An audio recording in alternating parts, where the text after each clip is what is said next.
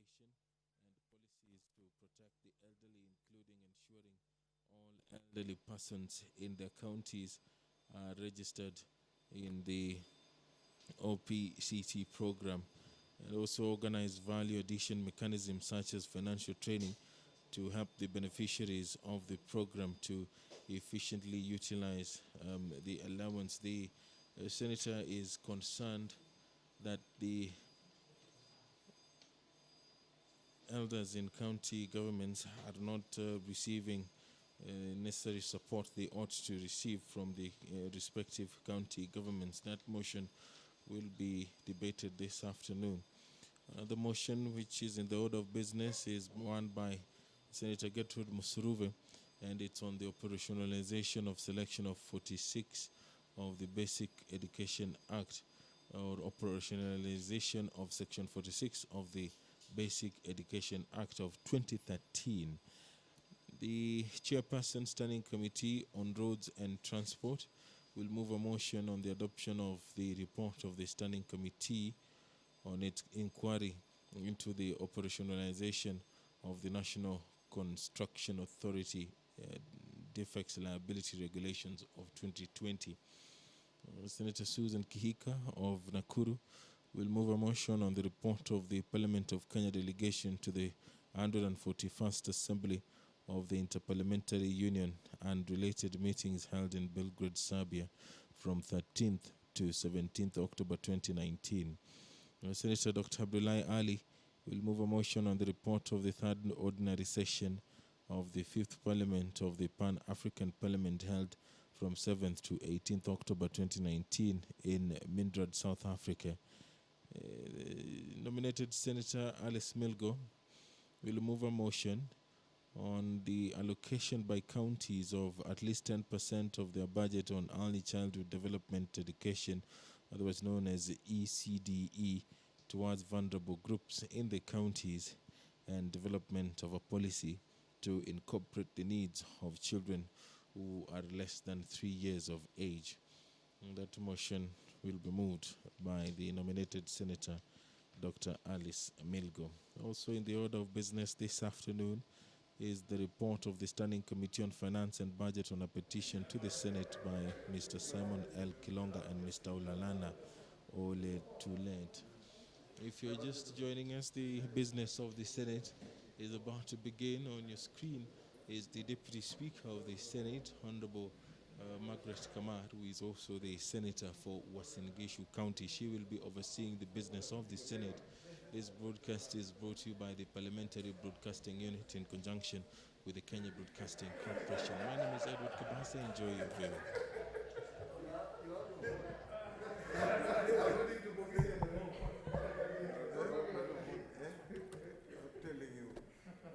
Ombi. Ewe Mwenyezi Mungu, twakusihi ututazame kwa neema nyingi na baraka sisi watumishi wako ambao umerithika kutuita kwa nyadhifa za uongozi katika jamhuri hii yetu.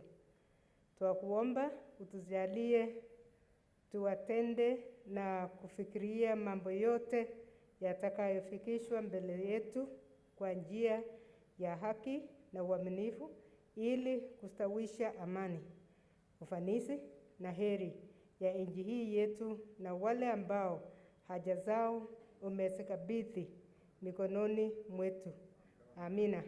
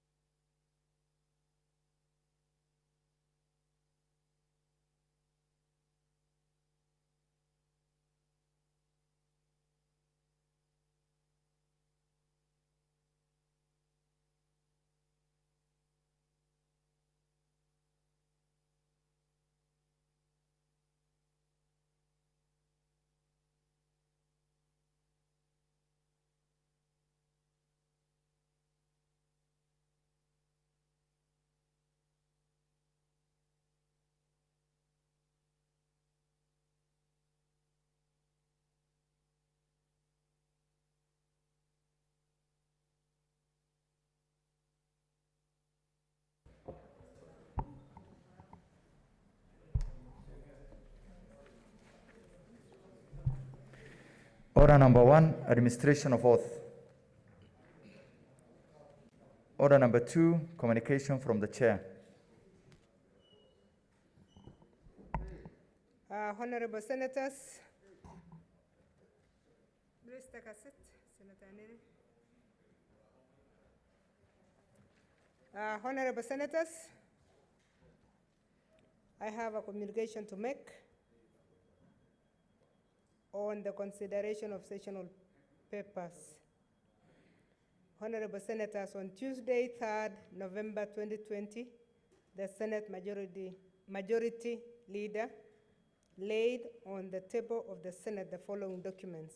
1, sessional paper number 2 of 2020 on the proposed veterinary policy, and 2, sessional paper number 3 of 2020 on the proposed livestock policy. Honorable Senators, this is the first time that the National Executive has submitted to the Senate policy documents that outline the government's long-term agenda in relation to the greater livestock agricultural subsector. Consideration and adoption of these two documents will ultimately lead to legislative interventions to actualize their aims and objectives, and as such, must be scrutinized carefully and reports thereon prepared and debated by Senate. In this respect, I direct that the sessional paper number 2 of 2020 on the proposed veterinary policy and sessional paper number 3 of 2020 on the proposed livestock policy be committed to the Standing Committee on Agriculture, Livestock and Fisheries for consideration. I further direct the committee to table reports on the two sessional papers, taking into account the views of the relevant stakeholders within the next 30 days. Honorable Senators, after tabling of the reports of the Standing Committee on Agriculture, Livestock and Fisheries on the two sessional papers, the Senate may thereafter consider with a view to approve the same for further action by the Ministry of Agriculture, Livestock and Fisheries. Honorable Senators, I therefore urge the Standing Committee on Agriculture, Livestock and Fisheries to proceed with speed in considering the sessional papers and to table the reports as directed above. I thank you.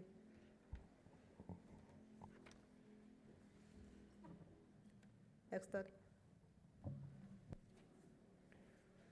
Order number 3, messages. Order number 4, petitions.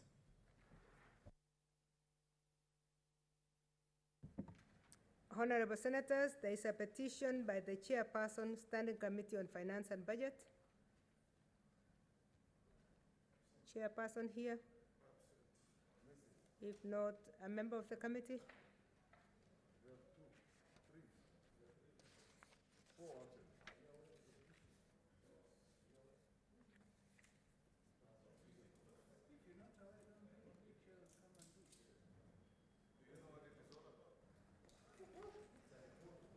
Mr. Speaker, sir, Madam Speaker, sir, Madam Speaker, I beg to lay the following paper in the table of the Senate today, Wednesday, 5th November.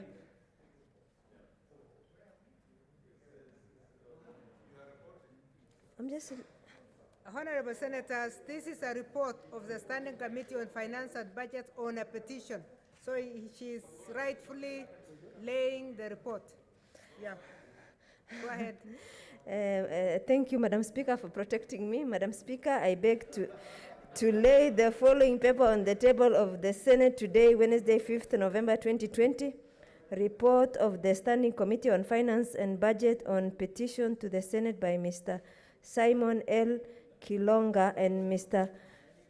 Ole Nana and Ole Tutulet concerning alleged corruption and embezzlement of funds in Nairobi County government in respect to award of tender. Thank you, Senator.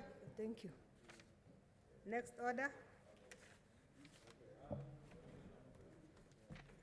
Order number 5, papers.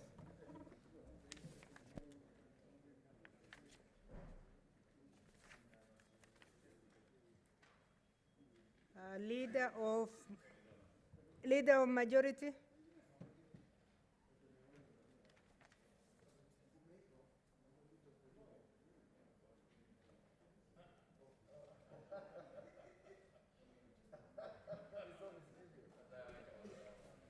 Chokozi.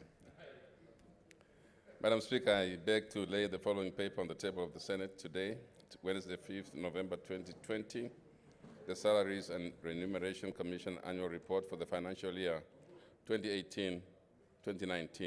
I thank you, Madam Speaker.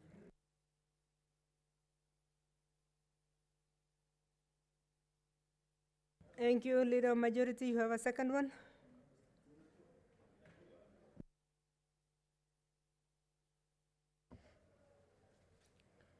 Again, Madam Speaker, I beg to lay the following paper on the table of the Senate today, Wednesday, 5th November 2020.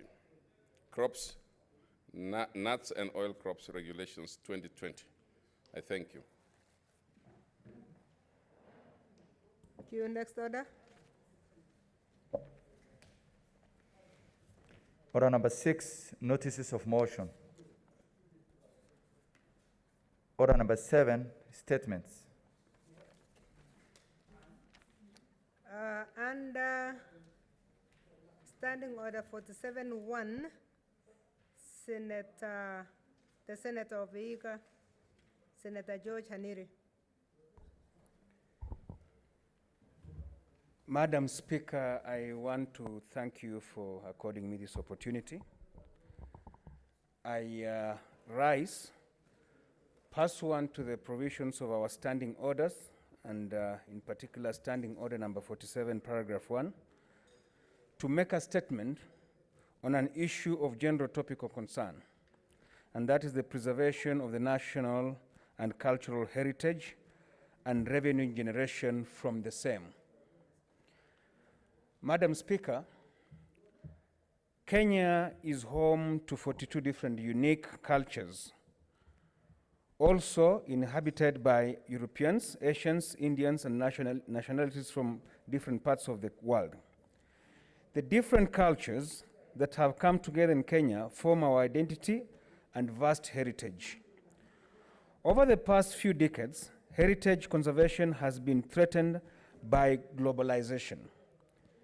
Important sites such as forests, hills, caves, sites, and many more are being destroyed to make way for modern infrastructure. Inasmuch as we appreciate modernization, we need to find a balance where both modernization and our cultural heritage can coexist for the improvement of our culture and our economy. Madam Speaker, in Vihiga alone, I can count more than 5 cultural sites that have been neglected and are wasting away, some destroyed and others completely neglected.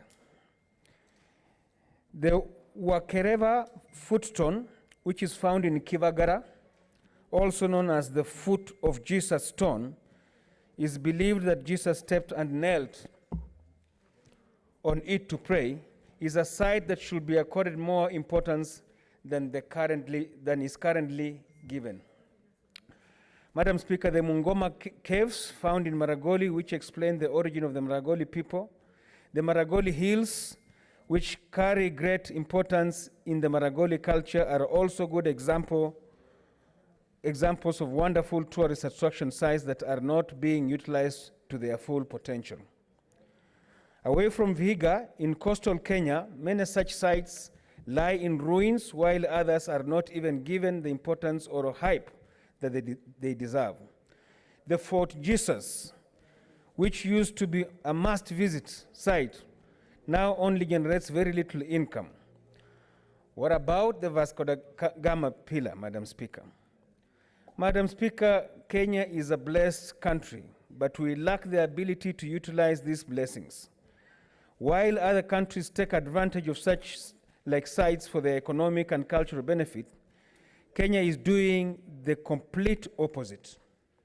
We only give importance to the Masai Mara and the Tsavo, forgetting that the two do not form even a quarter of what Kenya culture and natural resources have to offer to the world. We have such strong cultures, and with them beautiful cultural attires, foods, music, and practices. These resources are wasting away, and some, like the Tsavo, getting destroyed as we watch.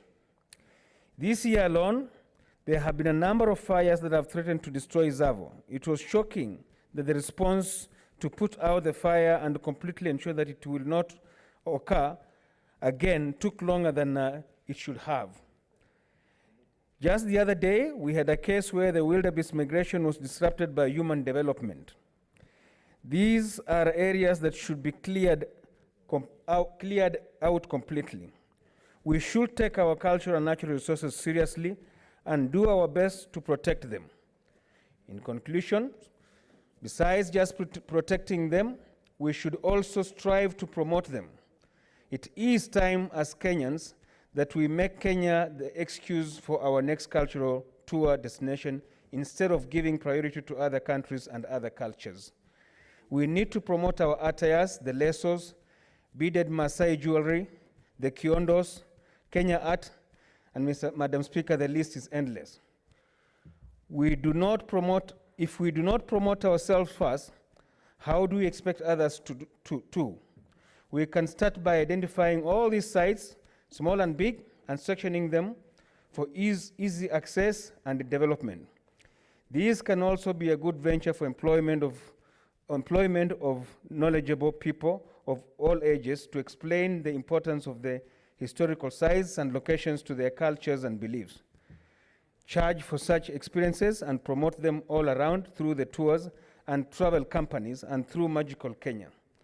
Let us not only rely on our wildlife, but on our natural resources too. Thank you, Madam Speaker. Senator Kilonzo Mutula Jr.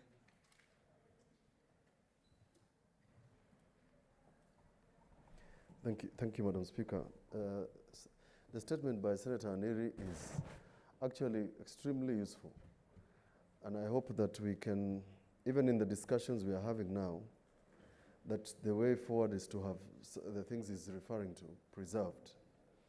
And Madam Speaker, I happened to go to the British Library and find collections of writings of Isaac Newton in his lucid moments. He had crazy moments and he wrote even love poems and other things. And you'll find it in the British Library. You'll find the oldest Bible in the British Library.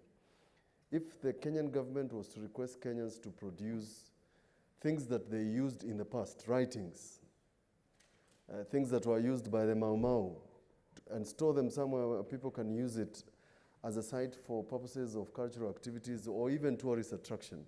Madam Speaker, I'm sure all these communities represented here and represented in the country would have very useful material, very useful writing. I had a certain chief who died recently, he's 107 years. This gentleman in his work had the map of Kenya before independence, the boundaries of Kenya before independence. He actually inspired me to do the boundaries law because at that time in the early days there was a boundaries commission which is contemplated in the Constitution. Madam Speaker, it's unfortunate that the building called Kenya National Archives, right in the center of Nairobi, is just a bus stop. We know it because it's a bus stop for matatus going to Isili, Buruburu, etc., etc. It's a shame. The records, when you go to Washington, the museum or the archives, similar to the building out there, is actually protected. There is security, the building is clean, the building is advertised. Madam Speaker, this is a matter, I think, in terms of even shared prosperity, celebrating the various cultures of this country. Madam Speaker, this is very useful. The other day, Senator Omogeni, Senator Naomi Wako with a Q, we received a petition from 4,000 Shona people who live in Kiambu. They came from Zimbabwe. The women wear they dress in white Sunday to Sunday. They have a rich history. We have a rich history, and I know people who have the rich history of, yes, and rich history of even Chief Kivoi, who used to walk all the way to Mombasa. Madam Speaker, this is, I'm not even sure which committee is going to handle this, but this is a matter I think we should profile. I mentioned this when I went to address the Kakamega County Assembly, that in the Kakamega County Assembly building is a list of the Kenyans who fought the World War I and World War II listed inside that chamber. In real terms, Madam Speaker, that chamber should not be used. It should be a tourist attraction. The other day, I met a gentleman who I castigated because he told me he got a contract to renovate the State Lodge in Machakos. I told him, you have made a mistake. And it is a mistake for the government of Kenya to renovate the State Lodge in Machakos for a reason. They actually demolished it and started reconstruction. There's a reason. Sir Evelyn Baring sat there. It was supposed to be the capital city of Kenya, and that is where he was. It was once, yes. Thank you, Senator Wetangula. Yes, people should go there.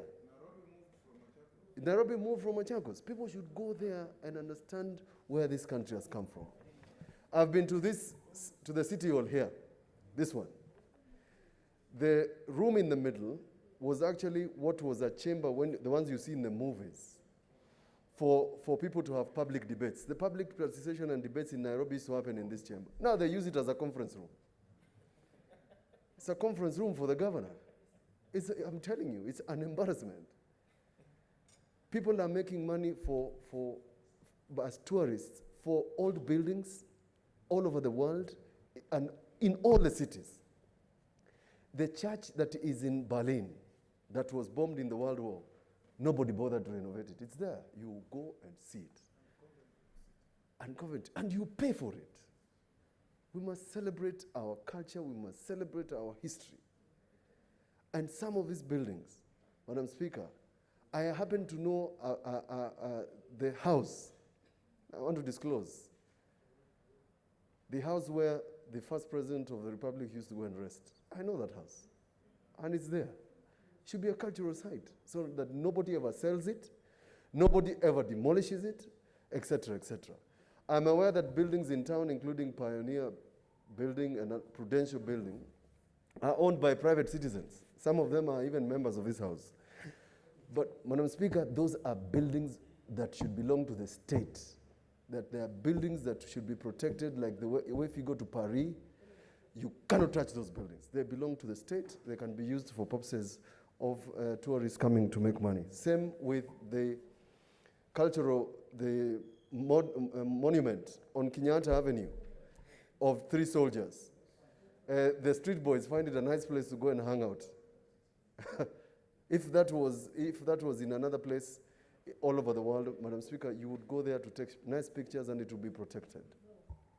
I went to the State Assembly of Maryland. As I conclude, Madam Speaker, George Washington wrote a letter. It's resignation from the army. He wrote a letter to resign from the military to become the first president. The state of Maryland, Madam Speaker, spent $1 million for that letter. And they put it beautifully in the assembly. In this building, Madam Speaker, and I want to say, because I found it a little careless, in this building, right at the beginning, as you enter, there's a small room. What do you call it? CPA. There's a small scalpel. There's a small scalpel that was put there for, I think, the priest, and I can't remember who it is, but there's a scalpel there as a foundation of this building. And then a very nice picture that was donated to us by the British government. How many of us know that? This parliament doesn't have in itself a place where we can find the history of this country. I want to thank the Chief Justice Mutunga. He converted the cells in this building. If you go to the downstairs, you'll find the order that got, it's now a museum. this gentleman whose monument is near Corner House, Dedan Kimathi, you find the order for his arrest beautifully put there. I think Parliament should do the same. And I thank Senator Haniri for this thought, because I think these are some of the things that as a country will move us forward. Your children, and I met your daughter, Madam Speaker, chances are that she doesn't know that these things exist. And you and I have a duty to ensure that our history is not lost. Thank you. Senator Olekina Ledama.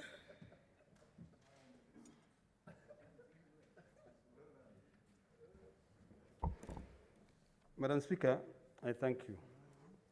Let me begin by appreciating Senator Haniri for always bringing in things that requires us to rethink about where we came from and where we are going. Madam Speaker, the government policy in terms of culture, and I'm going to read it to you, is that it says that the government shall promote culture as a centerpiece and driving force behind human, social, and economic development, and shall encourage cultural pluralism.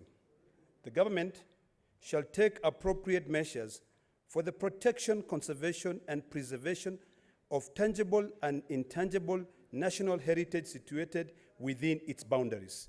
Madam Speaker, in this country, everything is good on paper, but when it comes to the practical, it becomes a very big challenge. Modernization is a big challenge, free trade, talking about democracy, and the need for good governance. These are some of the things that have eroded the need for us to really value our culture.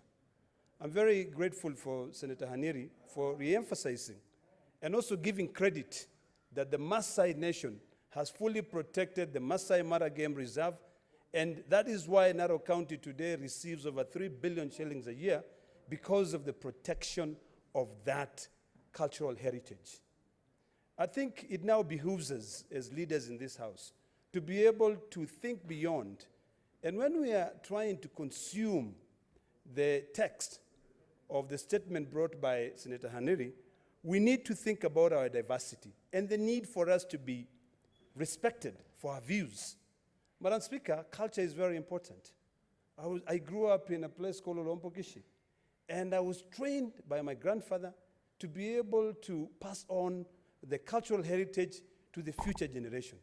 So when we come here, instead of trying to force others to be able to believe in what you want, or it's either your way or the highway, I think it will be imperative for us to appreciate our diversity, because that is what helps us. We speak our own mind, and it is wrong for you to be actually pointed out and thought that you're speaking on behalf of somebody else. When you speak, and it is your culture that has given you, that ability to be able to express yourself. Senator Haniri, it is this House. It started with the British colonial masters who introduced pieces of legislations that have completely alienated our cultures, that have completely, guaranteed that it is only the West and their cultural practices that will continue speaking. That's why I'm very grateful, and I thank you, Madam Speaker, that even today, you started this by speaking in Swahili. This is something which we are closer to. And I thank the other speaker, Mwaura, for trying to encourage us to speak Swahili. I mean, I'll butcher the language, but I keep trying to be able to speak it. So, this need for us to be able to balance our diversity is what is making us move away from our culture. I want to echo the words of my brother, Senator Mtule Kilonzo, when he points out that we are completely missing the point. Instead of looking at the economic viability of our cultural heritage, we are trying to modernize everything. It will not help. I've lived in so many countries, and in the US, every state is proud of their old cultural heritage. And this is why I strongly believe that when we are having this conversation of coming up with a new constitution, it is about time now we move that issue of that policy, because I've seen It's a function of national government. In fact, it says ancient and historical monument of national importance. That is a function of national government. These are one of the functions that I want to encourage county governors to be able to engage with the national government and now take them back for them to be able to develop them. You know, tourists should not just be coming to Kenya to visit Maasai Land. But if other counties don't want to, we will continue. And we want, at least when we're having this national conversation on how we want this country to go, not to forget where we've come from. As a matter of fact, Madam Speaker, I always say I have one foot in the modern culture and one foot in the traditional culture. And the traditional culture is the one which is stronger because it's the one that tells me that I am my brother's keeper, you know, that I am my sister's keeper. And that is why some of us are a little bit controversial in our sentiments when we talk about what we want, the change we want for this country. We want a change that will recognize that today, because of this modernization, we the Maasais have agreed we will no longer circumcise our girls. But we must be respected as a culture because that is what has brought me here. Madam Speaker, if you tell me to think or walk like a Kamba, I don't know, you know? And I don't expect Mutula to think and walk like a Maasai. You know, sometimes he'll be speaking, he'll be throwing his hands and saying things, but I should respect him because he's from Cumberland. So when I stand there and I say no, before you accuse me of being a messenger, first of all, find out where do I come from and how was I trained when I was growing up, Madam Speaker. Madam Speaker, it is about time that now we need to relook at our legislations and ensure that the pieces of legislation that we have are ones that will respect our culture. As a matter of fact, I want to state it here categorically, that as from the next sitting, I, Ledamo Lekina, will never come here in a suit. I will come here the way I know, the traditional way. What's the point of order? There is a point of order from Senator Murkomen. Madam Speaker, as a matter of fact, my friend Senator Ledama Lekina has said that someone has tried to accuse him or to call him a messenger. Madam Speaker, is it in order for, am I in order to ask Senator Ledama to disclose, Madam Speaker, whoever has called him a messenger, and particularly because that statement was said in the context of the Maasai people. You know, Mr. Speaker, it could easily be interpreted by the people watching out there that the person who called Senator Ledama a messenger was, Mr. Speaker, Madam Speaker, in extension, calling all the Maasai community messengers. Am I in order? Can he clarify? Senator Olekina, and I hope you are not diverting from the culture. Madam Speaker, my culture requires me to be able to express myself fully. So I put that out in the context that we must respect divergence of opinions. So that when you rise at any occasion and you speak, you know, I want to go back to what Martin Luther King said, you know, that we should judge people by the content of their characters, you know, but not really looking at the person and saying, oh, who are you? So to clarify, what I said is that let us appreciate each other. I'm grateful that Senator Haniri has reminded us that we have a rich culture which UNESCO recognizes, you know, and we have to defend it jealously. Madam Speaker, one of the things that maybe you should know, or the Kenyans should know, is that the World Bank is currently trying to remove certain communities from the list of indigenous groups of people. You know, if you now say because of this modernization, and we allow it in this house, for someone out there to come and say, now today, Senator Mbito, you are from Trans Nzoia, you are no longer indigenous. You know, Senator Mutula Kilonzo, you're no longer indigenous. And it's all because of economic reasons. So all these challenges that I'm talking about are things that we need to embrace.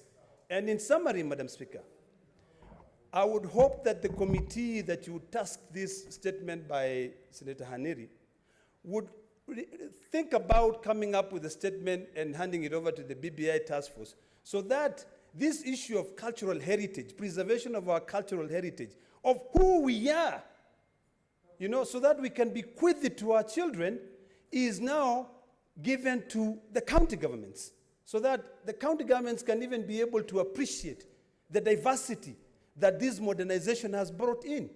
But when we have one huge national policy on cultural diversity, Madam Speaker, we'll be trying to do things that we can't handle.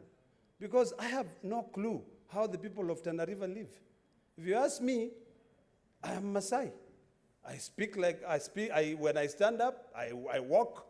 When I sleep, I'm thinking like a Maasai. So our culture is important. So finally, Madam Speaker, Thank you. I hope that it is not only the interest, the economic aspect of the culture that we're going to look at when we are thinking about these historical sites or our natural heritage, but also how we can be able to relate to one another and respect one another. I thank you, Madam Speaker. Thank you. Senators, this is statement hour, and we have 10 statements. I would like to appeal that the minutes for this statement are almost over. So I'll give Senator Wetangula, and then Senator Mwinyi Haji Fagi will be the last Madam one. Speaker, so that we this move to the next one. Important statement brought by the distinguished Senator for Vihiga. Madam Speaker, if you go to Berlin, on the high street, you'll be taken to some very small building, and they tell that building is called the Congo Conference Building, where in 1896, Queen Victoria and Bismarck sat down to bisect Africa as personal possessions for some of their kings, like King Leopold of Belgium. That is the scramble for Africa. In Berlin, they call it the Congo Conference Building. The significance of that building is because that's where Congo, as other countries took possessions as countries, Congo was given to King Leopold as a personal possession by Queen Victoria. And he owned it, annexing Rwanda, Burundi, to become part of his personal possessions. Madam Speaker, if you come to the Mlembe Nation, particularly the Bukusu and the Tirikis, where Haneri comes from, our culture is so strong that if a man escapes circumcision and dies after the age of 20, the corpse is circumcised before burial. That is how they hold their culture. And you have to respect it, because that's our culture. If you look around in Nairobi, Madam Speaker, the only monuments you can be proud of that are still standing is Kipande House, where the first Kipande was given to an African in Nairobi, opposite GPO. It was declared a monument, so nobody can ever destroy it. Then the old PC's office, which is now the Murumbi Museum. But we have virtually destroyed everything. I understood Senator Mwinyi wants to speak. I want to hear what he's going to say about the defacing of Fort Jesus. Because if you want to rehabilitate a monument, you give it a facade that looks exactly like what its original character was. You don't come with brick and mortar and start reconstructing a monument. Then it doesn't become the monument. So this is very important, Madam Speaker. When we were in Mashujaa Day in Kisii the other day, the president mentioned, and rightly so, that in Webuye at Chetambe Hills, the first resistance to white rule in Kenya, the people of Webuye resisted and shot 3 white men dead. And the fort where they fought from is still there. Nobody, of course, has looked after it. People have scrambled, grabbed a bit of it. But those are some of the historical monuments that we need to keep. the Crying Stone of Kakamega, the Elephant Caves in Mount Elgon, the only caves anywhere in the world, Madam Speaker, where elephants go in to breed. Elephants will roam around, gestate, but they go into the caves to deliver their children. There's nowhere else in the world that you find that. That is our heritage. But now we're in a country, Madam Speaker, where people just scramble for primitive accumulation of wealth at the expense of everything. We need a very strict law to protect our heritage, Madam Speaker, because if you go to Uganda, as I finish, there is our Luhya community in Uganda, the Bamasaba and group. There is a place which Senator Mbito could not call Mumutoto, where President Museveni every August goes to attend circumcision ceremony of the Baluya people of Uganda. That is their heritage. Here, Madam Speaker, we're just busy shouting obscenities at each other as we destroy our country. I want to salute the Maasai people. The Maasai Mara, and Senator Lekina knows that I visit the Maasai Mara a minimum of once a year. And every time I see anything abnormal, I come and share with him. The destruction of the Mau forest and the killing of the Maasai Mara is something I've spoken to here. We must salute communities that are part of the protection of our heritage, and we must help them, and the national government must provide enough money to protect these sites. Long ago, Madam Speaker, when to be appointed a minister for heritage was seen as a punishment.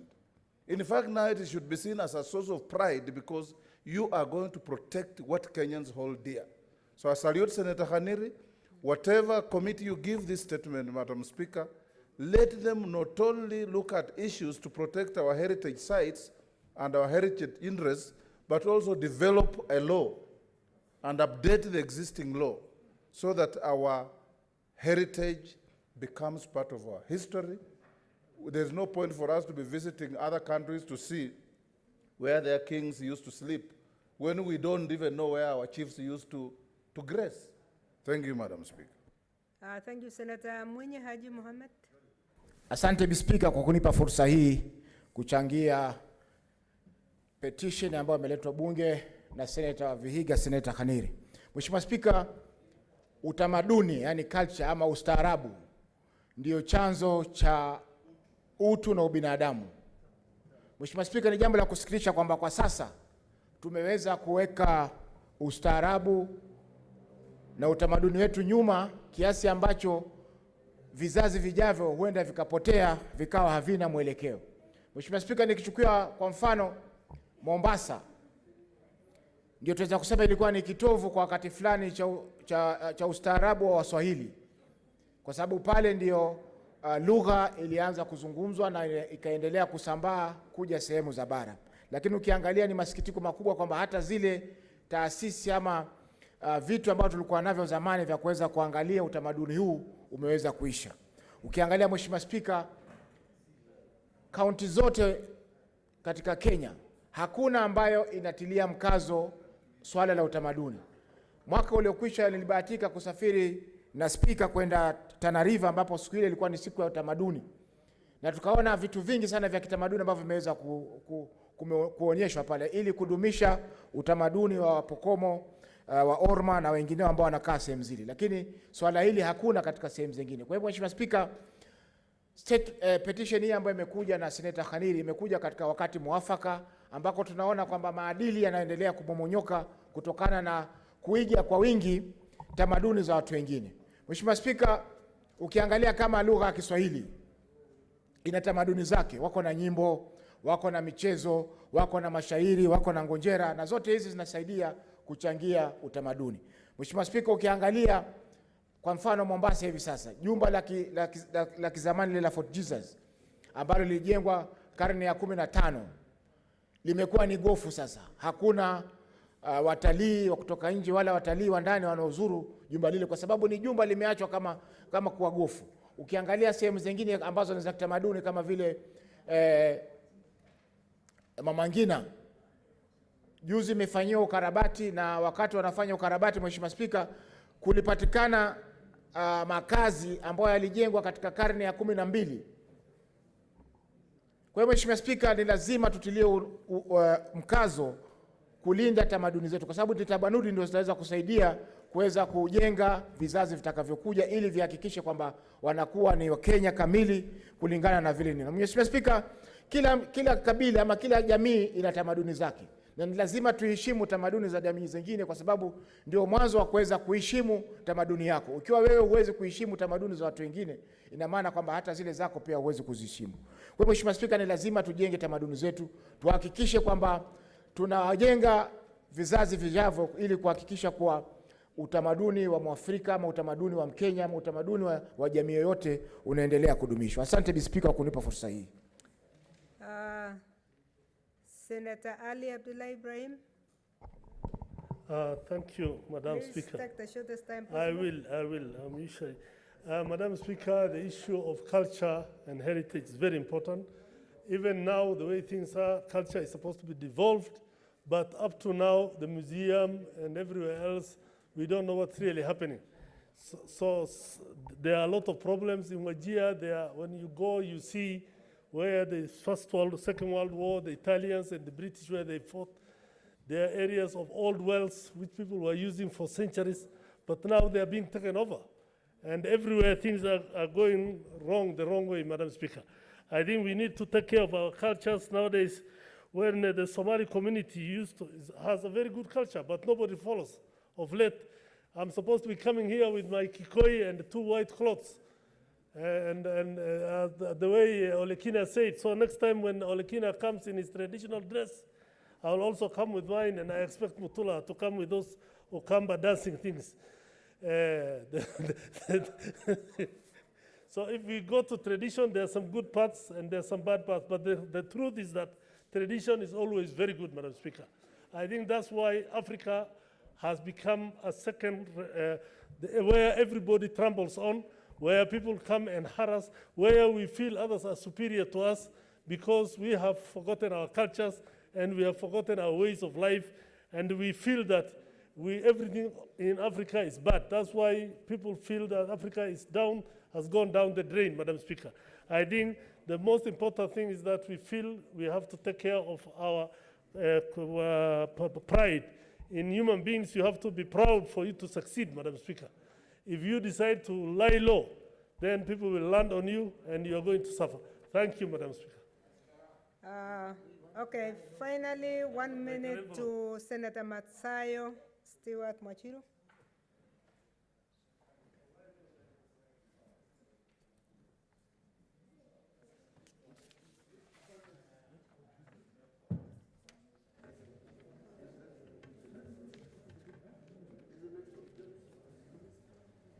Give him the mic. You can come to the front, yeah. Asante Bispika. Bispika, kwanza nataka kumshukuru ndugu yangu Haniri kwa taarifa kama hiyo aliyosema ya mambo ya kuweka utamaduni mbele. Bispika, kitu cha kwanza tunaelewa kwamba mwache asili ni mtumwa. Kwa sababu huwezi kuacha asili zako alafu ukasema wewe unajipiga kifua ukisema kwamba uko huru katika ulimwengu hali asili zako haziko. Kitu cha pili Bispika ni kwamba tunaona kama tutaanzia asili, sasa sisi wenyewe kama waheshimiwa hapa ndani ya bunge ni lazima tuzingatie pia majukumu ya utamaduni. Ikiwa nchi nzima inatuangalia sisi kama watu ambao tumeweza kufahamu mambo ya utamaduni, ni umuhimu hili bunge lichukue nafasi hiyo, liwe kipaumbele kueleza mambo ya utamaduni.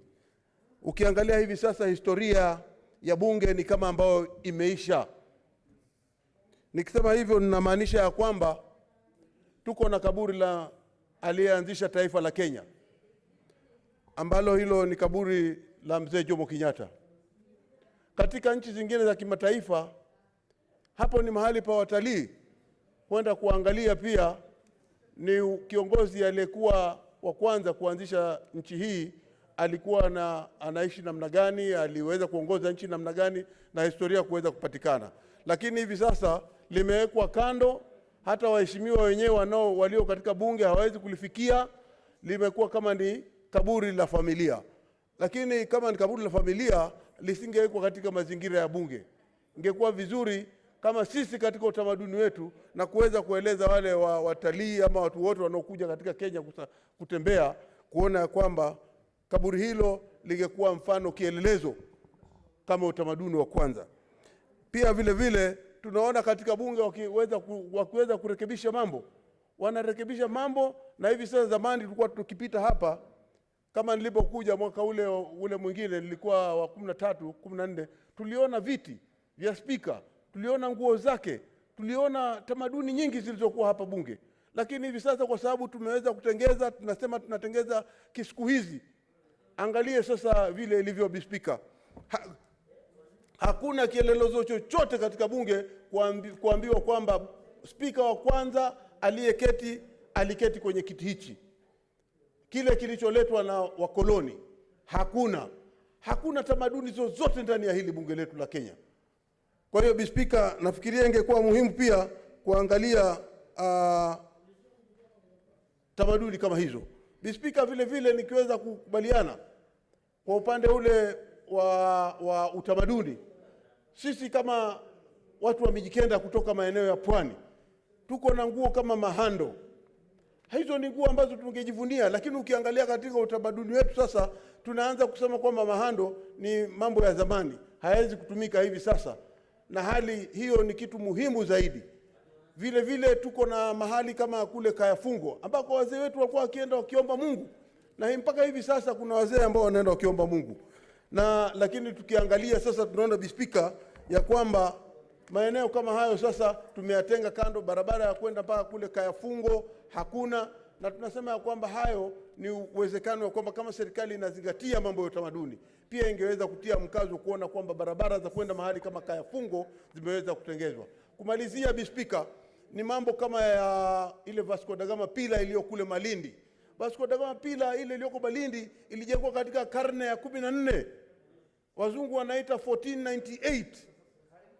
Mwaka huo ilijengwa. Sasa ukiangalia katika 14, sasa tuko katika karne 20. Hiyo ni karne karibu 6 zimepita. Bispika, ukiangalia hivi sasa katika Wakenya wale wanaokwenda kuangalia Vasco da Gama pila ni kidogo sana. Ni kwa sababu serikali haijazingatia ile mikakati ya kuona kwamba utamaduni wetu sisi tunaweka kipaumbele. Kwa hiyo bispika, mimi nikiunga mkono ni kwamba serikali inatakikana iwajibike katika jambo hili la utamaduni. Asante bispika. Thank you, Senators. Honorable Senators, Senator Aniri made a statement under 47.1. I don't think he expected to attract this amount of contributions from members. Rather than move it to a committee that may not even understand the origin of the statement, I would like to ask Senator Aniri to go back, look at Article 11 of our Constitution, and see what kind of law can come out to protect the culture as articulated by members. So I think you can build it further so that either you move it yourself as an act, or you take it to the committee. But whichever way, the committee will have an opportunity during public participation. Thank you. The next statement is from the Senator of Trans Nzoia, Senator Michael Mbito. And honorable members, I will again give very few members this time because it's a very straightforward statement.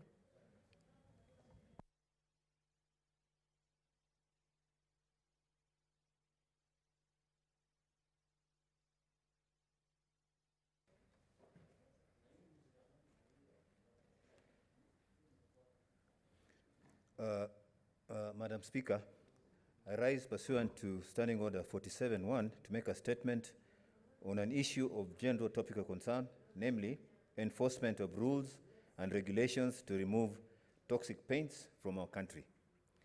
Madam Speaker, there is a compelling need to support and enforce the country's paint industry to transition from unsafe leaded paints to minimize their devastating health and environmental impacts.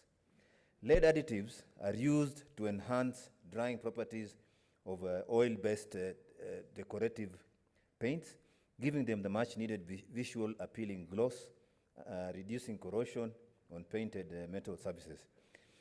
However, this comes at a steep cost to human health, especially in women and children, given that these paints are extensively used in homes, schools, vehicles, buildings, roads, toys, furniture, and playground equipment. Madam Speaker, sir, lead in paint was first identified as one of the emerging policy issues during the Second International Conference on Chemical Management, ICCM, in 2009. The ICCM launched the Global Alliance to eliminate lead in paint as a voluntary partnership that is jointly led by the WHO and the UN Environmental Program in order to protect human health and environment. Exposure to the heavy metal through air, soil, and food causes brain and nervous system damage, resulting in decreased mental abilities, heightened risks of behavioral problems. It can also cause anemia, kidney damage, hypertension, impairment of reproductive function, and other disastrous effects. Some of these health impacts are generally irreversible and lifelong. Madam Speaker, as you're aware, leaded petrol was phased out of Kenya in 2005 following concerted public health campaign. In the same manner, the time to phase out leaded paints too is long overdue. The developed world banned lead in paint in the 70s and 80s, while in most of the developing world, lead paint is still legal, despite the fact that the alternative lead-free paint is affordable and easily available. Beginning 2013, issues of lead on paint came into Kenya's public domain, and in recognition of the serious threat posed by leaded paints, the Kenya Bureau of Standards developed and gazetted 2 standards to curb the production, importation, exportation, sale, and use of paints. The standards, published by the Kenya Gazette, notice number 675 of 26th of January 2018, limits the total lead content in paint, varnishes, and related products to 90 parts per million, a limit recommended by the United Nations Environmental Program. This made Kenya only one of the 5 countries that have done this, joining South Africa, Cameroon, Tanzania, and Algeria. Madam Speaker, despite this effort to safeguard human health and environment as well as to prevent technical barriers to trade across the East African region, the said standards are yet to be implemented. Madam Speaker, Kenya is under obligation to demonstrate action to address the environmental and health impact of lead exposure from these paints. The most effective way to ensure these consumers get lead-free paint with no addition of toxic metals is by enforcing the standards and creating the necessary awareness. The time to phase out lead paint is now, Madam Speaker. I thank you. Thank you, Senator. I'll give 3 senators. Senator Faria. Thank you, Madam Speaker, for giving me an opportunity. Thank you, Senator Mbito, for bringing this statement. There is a lot of issues in this country, Madam Speaker, that is unhealthy, yet they are continuously in our markets, like toxic fertilizers, foodstuffs that are expired, that are repackaged.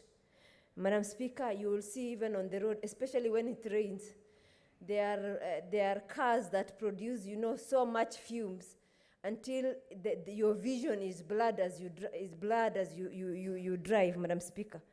And as a result of all those things, Madam Speaker, there is spike in cancer cases in this country. Madam Speaker, as a family, we lost 2 people to cancer just last Saturday and the just immediate Saturday, Madam Speaker. So, Madam Speaker, this is not, I think our KEBS needs to up its game to ensure that quality food, quality, petrol, quality paint and everything else that is harmful to human are tackled, Madam Speaker. Madam Speaker, it's like, you know, even the traffic police, if you check, you see a traffic police just stopping a matatu to get few coins and leave somebody else who is polluting the air, just, you know, and I think there is need to regulate the kind of pollutions that come also from cars, because they also bring their own problems in terms of, you know, especially when it rains and, you know, this, even our rivers, look at them. The other day we were in Wasingishu, Madam Speaker, in your own county. I saw a river that is like, you know, like a raw sewer, just black thing that is emanating on the way, Madam Speaker.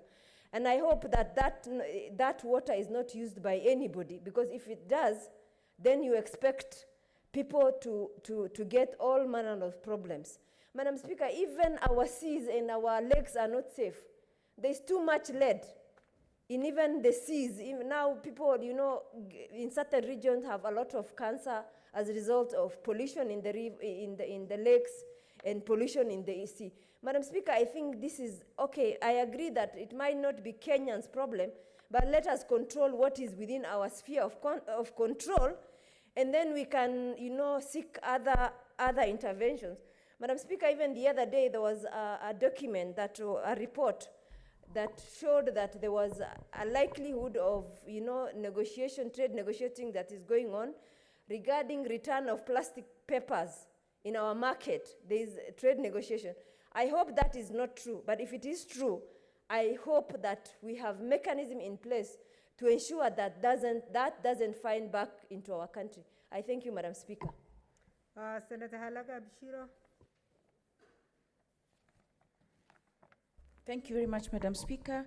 Madam Speaker, I'd like to also add my voice to the issue of lead paints and congratulate Senator Mbito for bringing this up.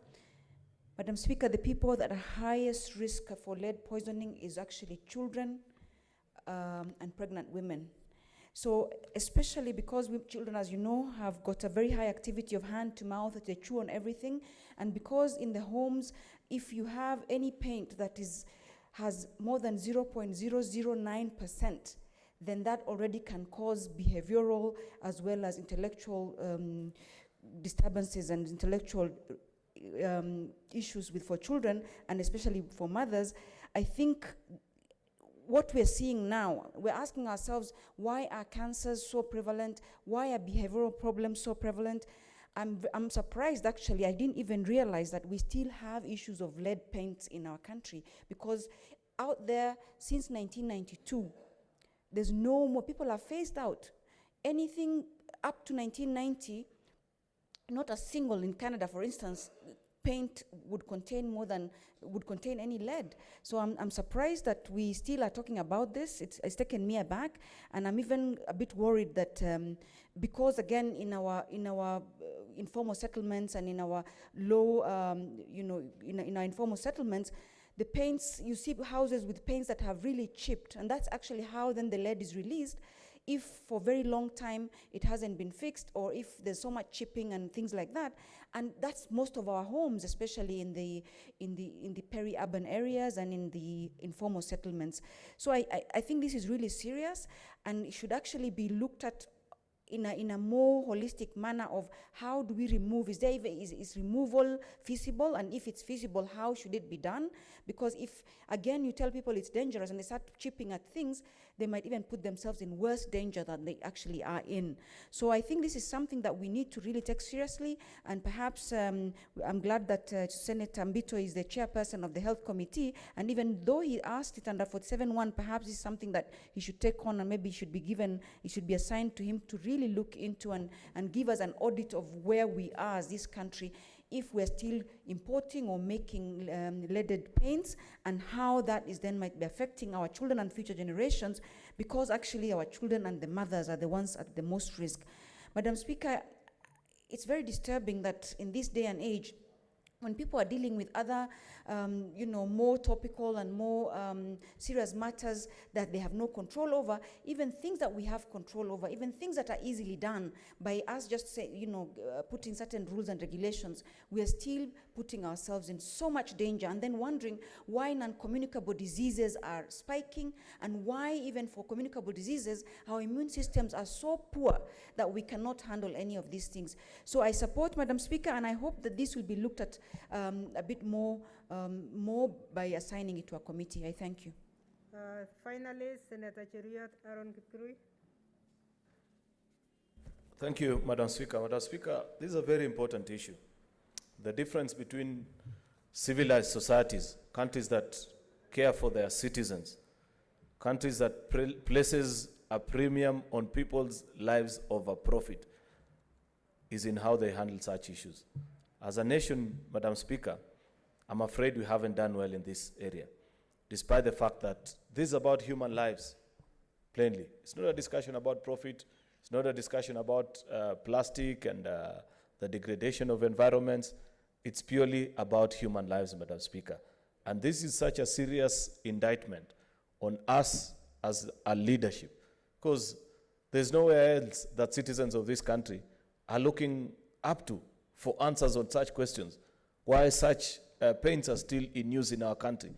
Why certain types of fertilizers that are banned all over the world but only used on the poor people of Africa are still being traded within our society? Why, if you walk, Madam Speaker, down Nairobi River, you'll find all sorts of effluents that are being sent down such a beautiful river, and the authorities, our National Environmental Management Authority, seem to be content with just issuing warnings today, then the following morning, after maybe a visitation or when they realize that there is no much attention on the particular issue by the media, they sweep it under the carpet. This is really unfortunate, Madam Speaker. And as a House, this is a matter that I want to encourage my colleague, Madam Speaker, of course, with your approval, that the Health Committee needs to have a holistic look at this issue.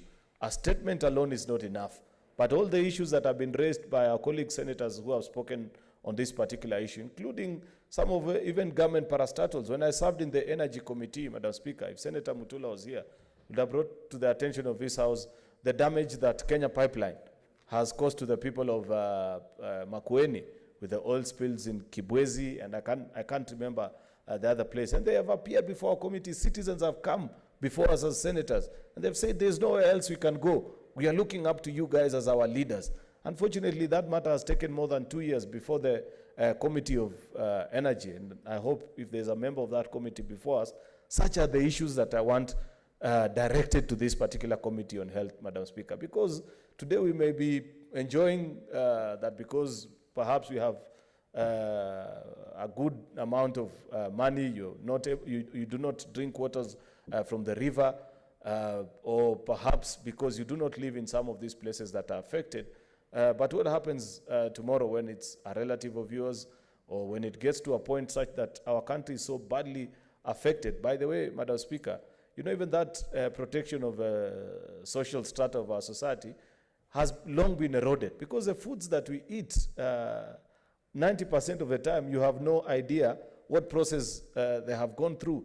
Yet we as a parliament haven't come through with regards to this legislation. Therefore, I humbly request, Madam Speaker, that you grant the opportunity to the Senate through the Ministry of Health, because this is purely a health matter. It's about the lives of our people, that they interrogate this issue and furnish us with a proper report, complete with a raft of, if it is paints and fertilizers and companies that are degrading our environment, on what we need to do as a society. I'm sure a resolution of this House to ban some of these things out of existence in the market in Kenya will be enough, and government will act. Therefore, work unto them, Madam Speaker. Thank you for this chance. Thank you, Senator. Honorable Senators, I think the contributions have enriched the statement that was made by Senator Mbito. And Senator Mbito, you are the chair of the Health Committee. I think senators have spoken. We would like to refer it back now to the committee level so that you actually ascertain the enforcement of the rules and regulations and bring a report to this House within the next 30 days? Thank you. Honorable Senators, I'll come back to Senator Malala's statement a little later. I want to get these ones committed. The statements pursuant to Standing Order 48-1, and I will only allow the reading and one other person, Then we commit and come back, because most of you will be interested to listen to the statement from Senator Malala, which is not here, but it's a statement on the crisis in Kakamega, on the looming health. So a number of you have the same crisis, so you'll be interested in that one. So let's commit the others. So pursuant to Standing Order 48-1, the first statement is by Senator Petronila Were. She's not around, she has not sent anybody, so we skip that one. The next one is by Senator of Kericho, Senator Aaron Cheruiyot. Thank you, Madam Speaker. Madam Speaker, I rise pursuant to Standing Order number 48-1 to seek a statement from the Standing Committee on Health regarding the operations of non-payments of COVID-19 claims by NHIF and private medical insurance company. In the statement, the committee should, 1, explain why the National Health Insurance Fund has declined to meet treatment cost of its members who have been diagnosed with the COVID-19 disease. 2, state why private medical insurance companies have also declined to cater for treatment costs for their clients suffering from COVID-19. And 3, state the official position of the Insurance Regulatory Authority of Kenya, IRA, with regards to the obligations of NHIF and private insurance companies in meeting the treatment cost of their members who have contracted COVID-19. This is an urgent matter, Madam Speaker. Thank you. Thank you, Senator. The lucky senator to contribute to this one is Senator Inima Ketrut Musuruve. Please take maximum of 2 minutes. Thank you, Honorable Speaker, for giving me this opportunity. And I want to say, Honorable Speaker, that the issue of COVID is now really rampant in the country.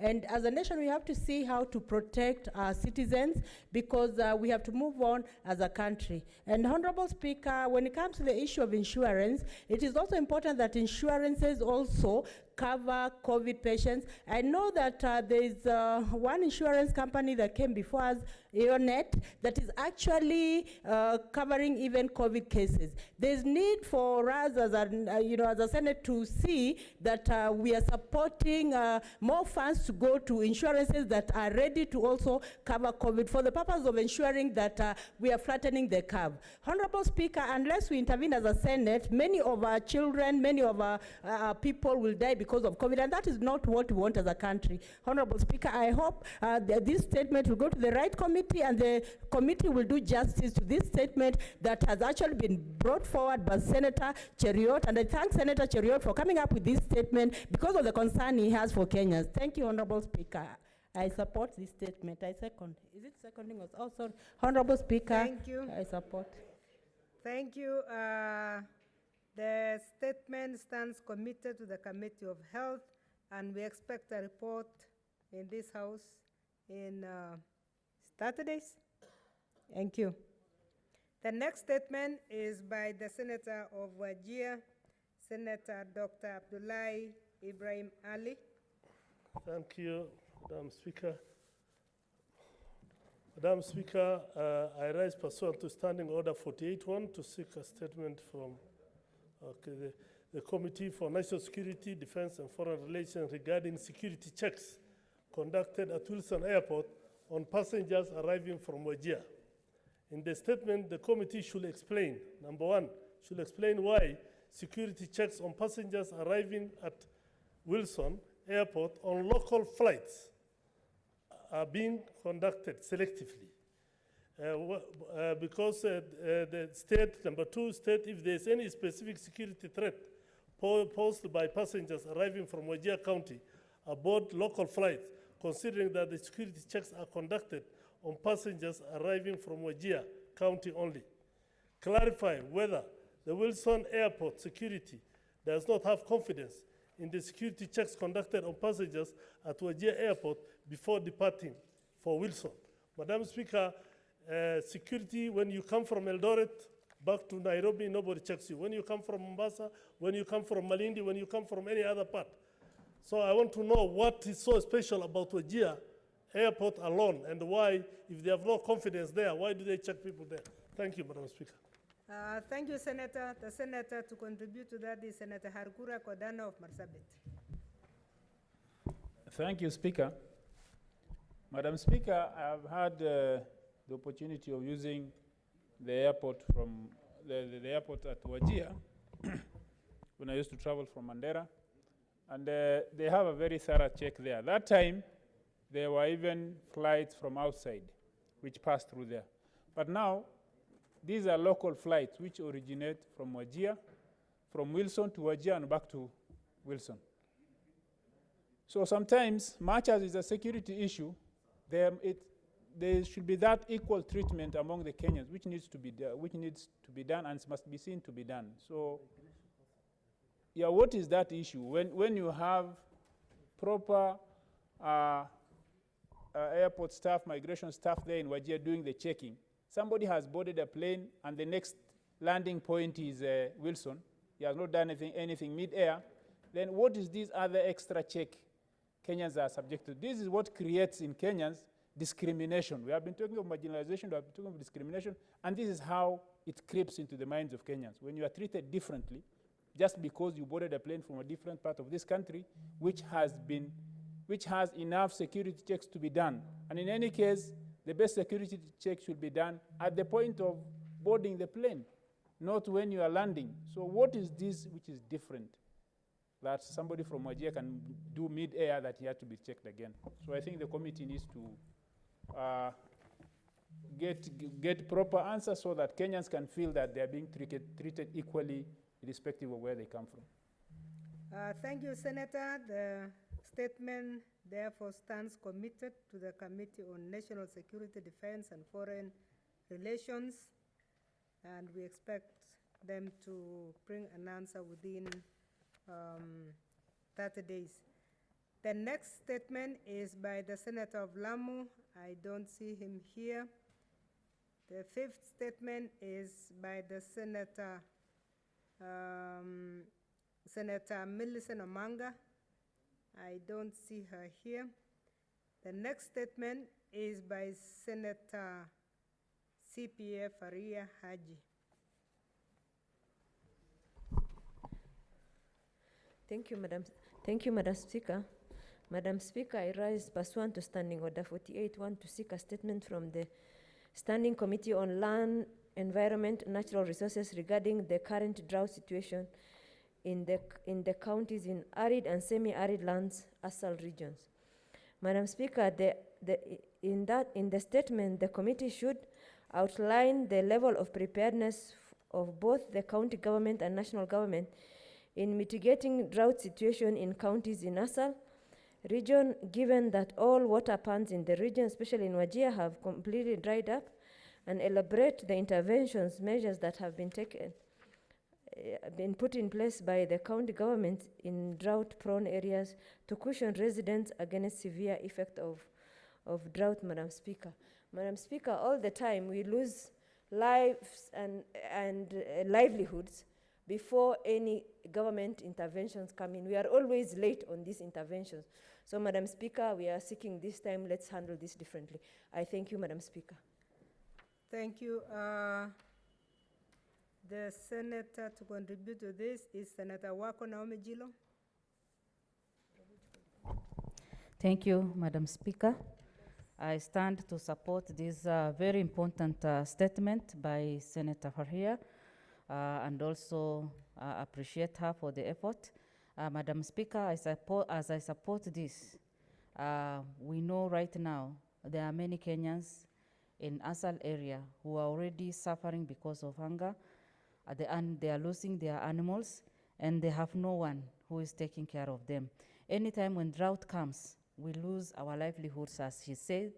We lose animals, we lose human beings, we lose our crop and everything, and nobody cares. And it is like after every 2 years or 3 years, the drought comes. It is not that the government does not know that the drought is coming, but we have always known. So is it possible for the government, as Senator Farhia said, the national government and the county government, to always plan in advance so that we don't lose lives for both animals and the human beings? When this happens, our children who go to school and depend on the sales of the animals also cannot go to school. Madam Speaker, it is something that needs to be given attention. I support the statement, and I pray that the government will have proper plans to mitigate so that those who are in ASAL area will not continue suffering, because they have suffered for long. Thank you. Thank you, Senator. The statement therefore stands committed to the Committee on Land, Environment and Natural Resources, and we expect them to prosecute within 30 days. The next statement is by the Senator of Wajir, Senator Dr. Ali Ibrahim. Thank you, Madam Speaker. I rise pursuant to Standing Order 48-1 to seek a statement from the Standing Committee on Roads and Transportation regarding the tarmacking of Wajir Ring Road, 4 Mile Road. In the statement, the committee should clarify whether the Kenya Urban Roads Authority, KURA, conducted public participation before tarmacking the Wajir Ring Road, and if not, provide the reasons. 2, explain why KURA prioritized the Ring Road over tarmacking of the Lagbogol-Wajir Road, which are more important roads for inter-county socio-economic prosperity. 3, state the value of the Ring Road and what it adds to the residents, to the lives of the residents of Wajir County. 4, state the measures, if any, put in place by the government to ensure that KURA consults and gives priority to debilitated roads in Wajir County, including those that open up the county's interior for socio-economic activity. 5, state why KURA does not tarmac the roads within Wajir municipality instead of tarmacking a road which goes to nowhere. Madam Speaker, this ring road is 4 kilometers around Wajir, while Wajir town itself does not have tarmac. The KURA is making a road around Wajir town as if it's like the M24 of London, so that people are supposed to come into but this road is going to nowhere. The town has no tarmac. This is a waste of resources, and nobody knows about it, Madam Speaker. Could the committee give us proper answers for this money which is wasted? Thank you very much. Senator Cherargei, did you press? Thank you, Madam Speaker. I think I agree that I indicated earlier, Madam Speaker, before we went on recess, that it seems that the road agencies in this country have a problem. The KURA, the KENA, and KERA are chronically incompetent and ineffective. And I think it is the high time that we must look at the law that guides these agencies, because it seems like the audit, that time we had an issue with the Don Gokundu in Mombasa. Now we are having in Wajir, we also have in North Rift. You remember the incompetence, the way they have run in compensation of your pipers in Eldoret. So, Madam Speaker, I think it is a high time that through the Committee of Roads, we call a Committee of the whole House, where the Minister in charge of roads, Mr. Masharia, must come here and share with the senators what KURA, KERA, and KENA are doing to address some of these issues. One example is that road that comes from your county, from Eldoret, Kapsabet, all the way to Awasi, and all the way to Chafakali, Western Kenya, Vihiga. There is nothing maintenance. The only time KENA appears is when either they are cutting grass or they are just marking and then they disappear. And the road is too narrow. There are so many accidents. Yet, Madam Speaker, these are, when you look at the budgeting process that we have in this country to KENA, KERA, and KURA, is so humongous. I don't know whether we give them too much money and yet we don't oversight them properly until they decide to become grossly incompetent. If you go to our towns, and KURA is one of the chronic one, because if you go to most of the towns, even with the census of 2019 across our counties, Kura, you will never get Kura doing more than 4 kilometers or 2 kilometers, yet they are allocating a lot of resources, Madam Speaker. Madam Speaker, I think it is the right time that we audit these road agencies. And secondly, I request through the Committee of Roads that let the all senators be invited, because the issue of roads, especially across our counties, is so critical that we need answers and we need audit. And if it comes to an extreme end, Madam Speaker, as I conclude, we can, in fact, most of these Kura, Kena, and Kera do not even align themselves with the Constitution. We can even decide to scrap them and form one authority that will ensure that we get answers from one place, Madam Speaker. I thank you. Thank you very much. The statement therefore stands committed to the Standing Committee on Roads and Transportation, and we hope they can ensure that the whole Senate is involved in this, because it looks like the problem is countrywide. The last statement is by the Senator of Mombasa, Senator Mohamed Faki. Asante Bi Spika kwa kunipa fursa hii. Nimesimama kuambatana na kifungu cha 48(1) cha kanuni za kudumu za Senate kuomba taarifa kutoka kwa kamati ya kudumu ya leba na ustawi wa jamii kuhusu kuteuliwa kwa mkurugenzi mkuu wa mamlaka ya kitaifa ya bahari, yani Kenya Maritime Authority. Mheshimiwa Spika, katika taarifa hiyo kamati inafaa iangazie kwanza kufafanua sifa zinazohitajika kwa muombaji wa wadhifa huo wa mkurugenzi mkuu wa mamlaka ya kitaifa ya bahari. Pili, kueleza idadi ya Wakenya waliowasilisha maombi yao kwa wadhifa huo. Tatu, kutoa ripoti kuhusu waliobobea kwenye mahojiano na waliowasilisha maombi ya kutoa wadhifa huo. Na 4, Mheshimiwa Spika, kueleza sababu za waziri wa barabara na uchukuzi kumteua Bwana Njue Robert Mutegi ambaye alikuwa ni wa 4 kwenye mahojiano hayo, hivyo basi kutostahili kupewa wadhifa huo. Mheshimiwa Spika, niongezea tu kwamba uteuzi huu umefanywa kinyume na sheria, kwa sababu sheria inasema kwamba wa kwanza katika interview aweze kupewa wadhifa huo, lakini huyu mhusika alikuwa ni wa 4 katika mahojiano ya kupewa wadhifa huo, kwa hivyo alikuwa hastahiki kuweza kupewa wadhifa huo. Jambo lingine Mheshimiwa Spika ni kwamba alikuwa hana uwezo au hana tajiriba ya mtu ambaye ameweza kufanya kazi katika mazingara ya bandari, yani maritime maritime industry kwa muda unaostahiki. Kwa hiyo kuteuliwa kwake Mheshimiwa Spika ni kinyume na sheria, na ningependa kwamba kamati iwasilishe ripoti yake kwa muda mfupi utakaowezekana, kwa sababu ni jambo ambalo linaathiri wengi, hususan watu wanaotumia wanaofanya kazi za bandari. Mheshimiwa Spika, asante. Thank you, Senator. So, Senator Matsayo, Stewart Machiru.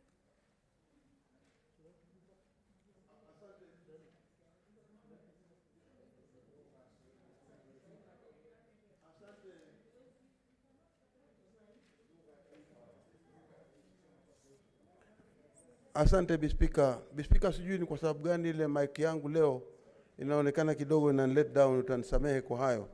Bispika, pia mimi ningependa ni unge mkono yote aliyosema seneta wa Mombasa kuhusikana na ile kazi ambayo ni ya Kenya Maritime Authority, kazi ambayo katika eneo la Pwani, japokuwa ni shirika la kitaifa, lakini kazi iliyo katika eneo la Pwani ni umuhimu kuzingatia kuona ya kwamba ikiwa kutakuwa na mtu wa Pwani ambaye amefaulu ama ana haja na hiyo kazi na anazo qualification, basi apewe hiyo nafasi. Mimi ningependa kuunga mkono hayo, na pia vile vile ningependa kuongezea kwamba kuna nafasi zingine 4 ambazo zilitokea katika maeneo ya Pwani, na vile vile katika maeneo haya ya Pwani kazi hizi 4 ni kwamba mojawapo ni ile ya Bandari Maritime Academy, ambao waliweza kumchukua mkurugenzi anaitwa Francis Muraya, na vile vile ya pili ni mkurugenzi aliye pia akachaguliwa ambaye yuko katika shirika la Kenya Maritime and Fisheries Research Institute, anaitwa James Njiru, na vile vile kuna katibu wa kudumu katika State Department ambayo ina deal na mambo ya fisheries na blue economy, ambayo hiyo ni mambo ya samaki na mambo ya bahari ambayo yanahusikana na ufuo wa pwani.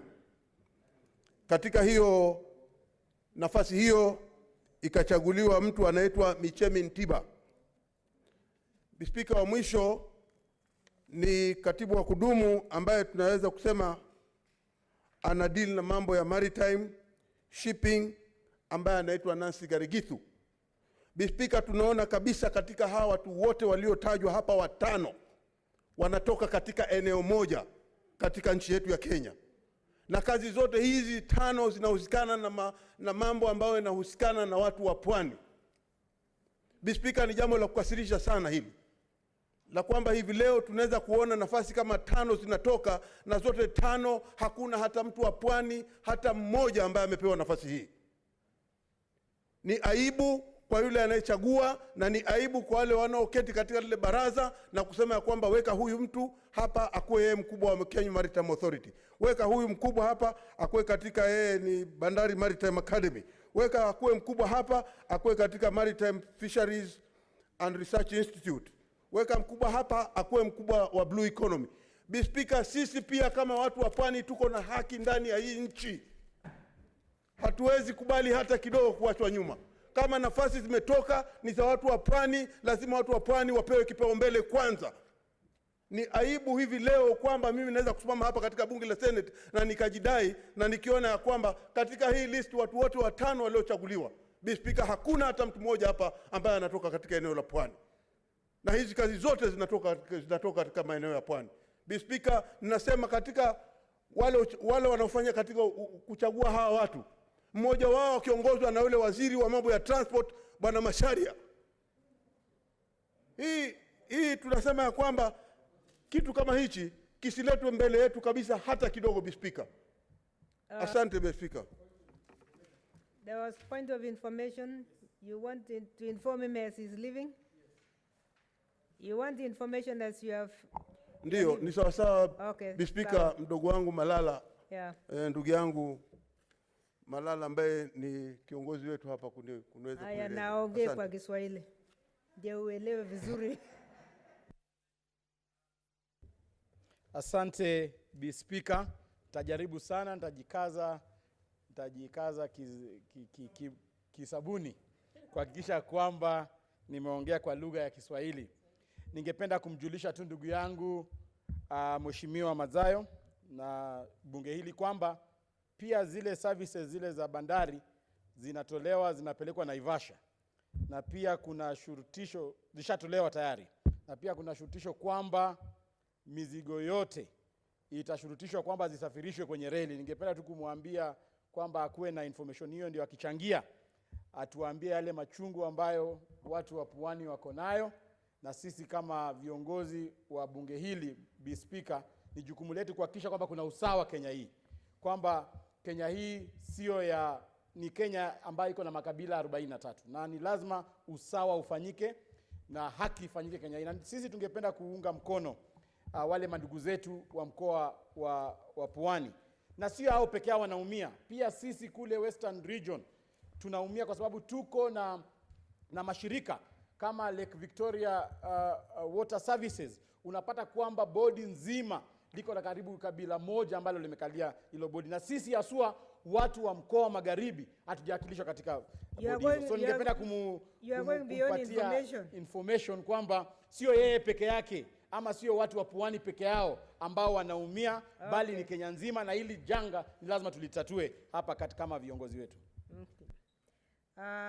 Thank you, Senators. We had ruled that it's only one person who contributes to any of the statements, because we are going to a larger statement. Let me allow her, because Senator Malala twisted the information into another statement. Speaker, if you got, yeah, ulikuwa memaliza. Senator Shionga, for 1 minute, please. Okay, give me the mic. It was called information. Who is going to speak in Kiswahili? Thank you, Madam Speaker. Madam Speaker, Kiswahili is a bit difficult for me, so I'll express my concern in English. Thank you, Madam Speaker, for giving me this opportunity to support the statement by Senator 001. Madam Speaker, it is very unfortunate that in Kenya, we are still practicing the old habit of choosing people from one ethnic group or one ethnic background. Madam Speaker, Kenya people are learned nowadays. And if you are learned, then you are qualified to do any job that you have skills and experience. Madam Speaker, having looked at the statement and having seen the expression that Senator from Mombasa has raised, it's unfortunate that the people who are in this, who are interviewed, especially Nzomo who came first, and then followed by Mashid Abdal, they were all left out. And only one, the fourth one, was considered to be the first person. This issue of people being discriminated upon tribal lines, these are the issues that we are dealing with even in my committee of national cohesion, equal opportunity, and regional integration. I feel like even if we can have a joint meeting on this particular statement where we are going to discuss the equality, where is the equality when it comes to the equal opportunity that was supposed to be offered to these people who, or to the one Zomo and Abdul, who won this nomination and they were shortchanged. It is important for Kenyans to know very well that everyone is learned and everyone is qualified. And if at all they are discriminating because on tribal line, then this is what Senator Malala was raising in a statement where he was saying that some jobs are skewed towards one tribe. And we are really against this. Heading to where we are headed, then one line of, or one group, or one ethnic group, then therefore emerges a winner, even where it doesn't qualify. And this is the worst thing that can ever happen in such a century. Madam Speaker, I beg that when we are having this statement, let it be brought, we have a joint meeting of Labour Committee and my committee of national cohesion, equal opportunity, and I'm expressing my concern because equal opportunity was not actually measured here. Thank you, Madam Speaker. Thank you, Senators. The statement, therefore, stands committed to the Committee on Labor and Social Welfare, yani kamati ya kudumu na leba na ustawi wa jamii. Thank you, Honorable Senators. As we go back, very seriously, I know the two languages.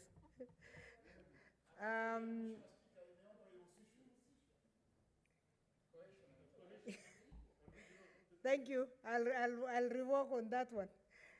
While we are going back to that, I wanted to clean up statements past 1 to 51.1 by saying we have the chair of the National Security and Defense Foreign Relations is not here, so we defer that.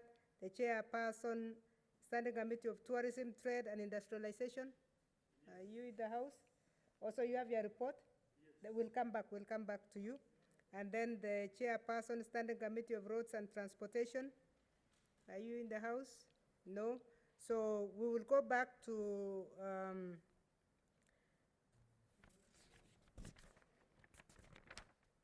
the statement on 47.1. Then we will close with the statement on 51.1, the chair of roads, of tourism trade.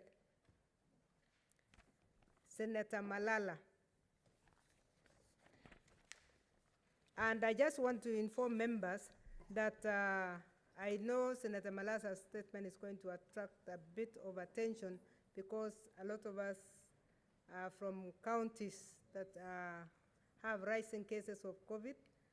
But the first order after order number 7 is also going to deal with the progress report on the ad hoc committee. So we would really like to persuade you that after he makes his statement, we give everybody 2 minutes.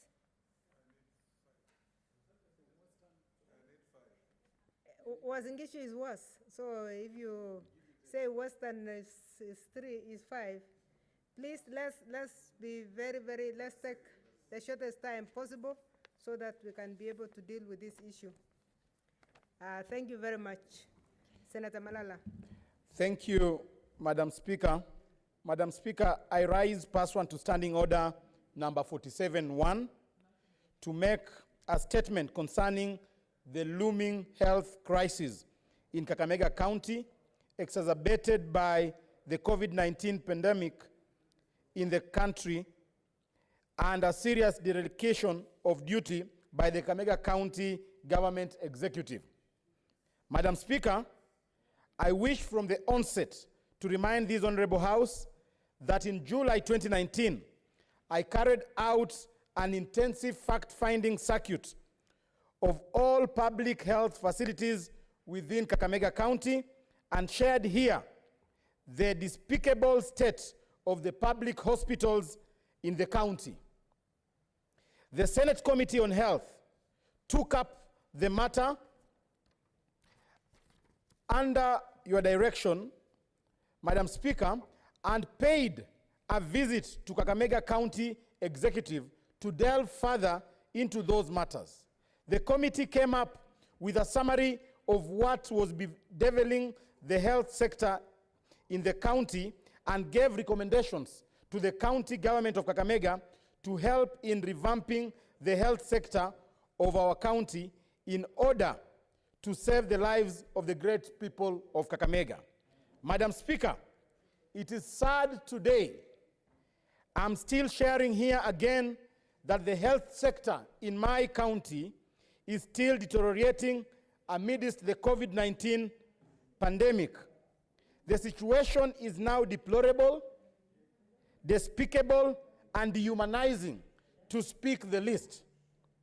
Healthcare issues must be at the center stage of any government, and hence a government that does not see the need to prioritize healthcare matters, especially at the moment of COVID-19, has no interest of the citizen at heart.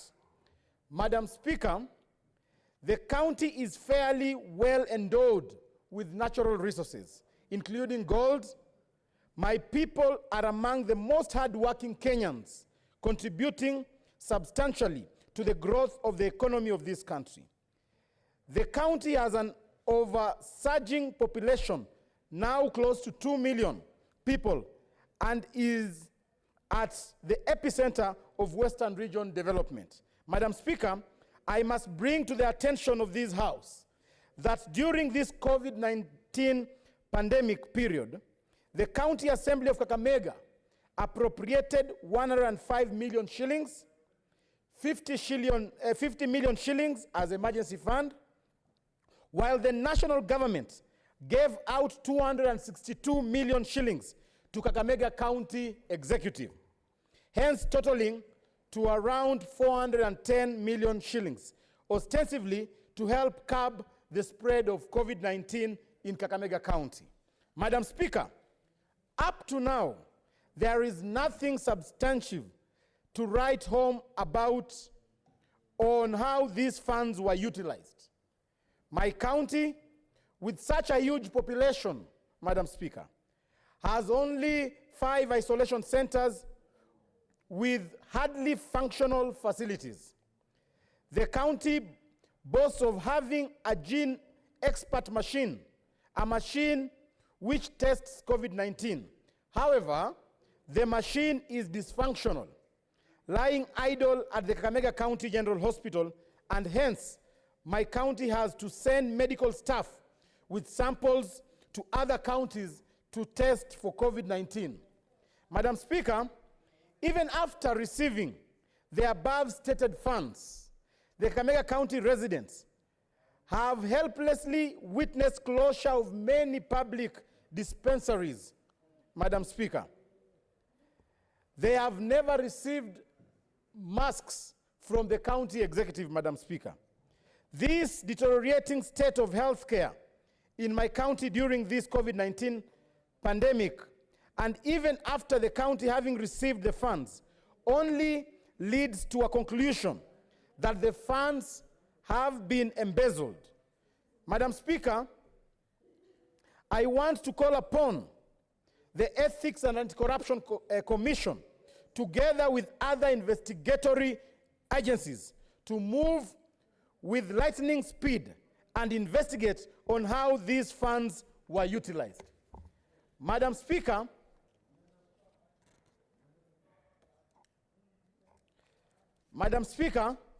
such dereliction of duty in the health sector could be one of the reasons why in the recent past my county has witnessed an upsurge in COVID-19 cases, a total of over 400 virus cases, out of which over 60 are health workers, largely on home-based care. Suffice to add that the healthcare workers also work under deplorable conditions and without PPEs. The rise in cases has led to closure of the county executive offices, hence halting the operations of the Kakamega County government. Madam Speaker, in the past weeks, the county has lost many residents due to COVID-19 related complications. Mr. Speaker, now, among the persons we have lost, one, Honorable Robert Sumbi, who is the Chief of Staff of Kakamega County. Honorable Sikunyi, who is a former councillor. Honorable Steve Ambulwa, who is a former MCA. Honorable Mebo Muruli, who is a former gubernatorial aspirant and a strong woman leader in Kakamega County. Dr.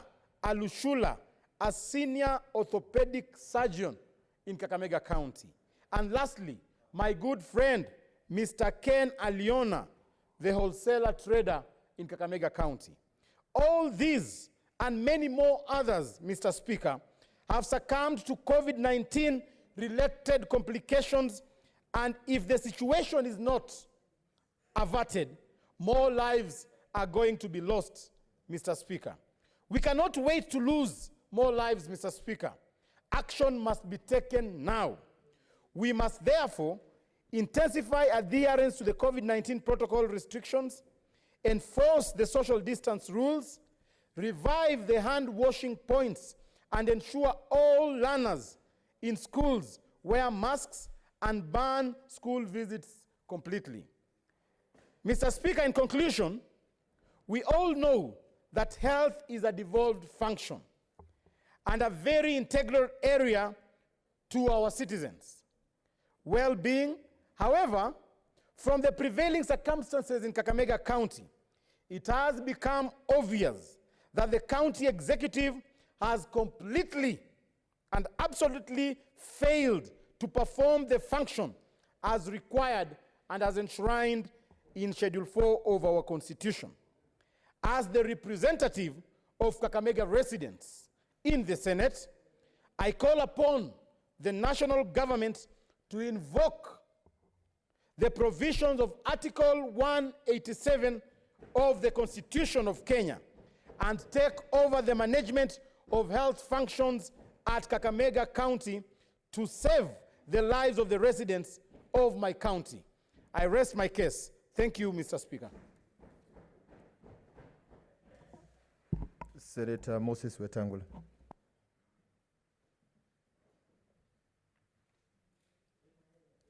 Thank you, Mr. Speaker. I want to enjoin my son, Senator Malala, from Kakamega for that very strong statement. And I've been requested by my colleagues from Busia and Vihiga to join in on this statement because of the surge of COVID-19 cases in the Western frontier. Kakamega is under the weight of COVID-19, so is Bungoma, so is Busia, so is Trans Nzoia, so is Vihiga, and many other parts of the country. Mr. Speaker, there is a limit to negligence, and some of these escalating cases are out of sheer negligence. Some of our governors are busy parading themselves on TV every day, pretending to be celebrating hard work when people are dying like flies.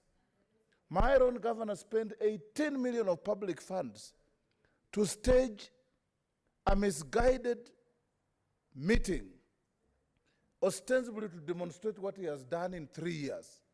When in Bungoma, like Kakamega, the national government sent 213 million for COVID intervention. The county assembly appropriated more money. That money has done nothing. And that's where they have the distinction, Mr. Speaker, the unenviable distinction of buying an 800 shilling jerrycan for 10,000. COVID money. We have lost people. Last week, Mr. Speaker, in Kakamega, I want to send my message of condolences to the family of Mebo Muruli, a powerful, dynamic woman who was a very successful business person in the UK and came to run for the seat of governor of Kakamega. She was sick, and within less than 10 hours, she was gone. The personal assistant to the governor. And Mr. Speaker, if the chief of staff of the governor is vulnerable and is gone, what about the ordinary man and woman at a Malemba market, at Chepkube market, at Sophia market in Busia, at Mbale market, and all these other places, and in Nairobi, all these other places? If the high and mighty are falling like flies, what about the uncatered for ordinary people? Something must be done. And I want to urge the president that if he's having a summit today, he must come up with new rafts of enforceable mechanisms to check COVID-19. Dr. Luciola, my good friend, Mr. Speaker, was a very respected surgeon. He's gone after a very short illness. And there are many, many people being buried every day in the villages. Unasikia tu, alikohoa, alafu akakufa. It's as simple as that. We are being told people just feel uneasy in the evening, in the morning, they're gone.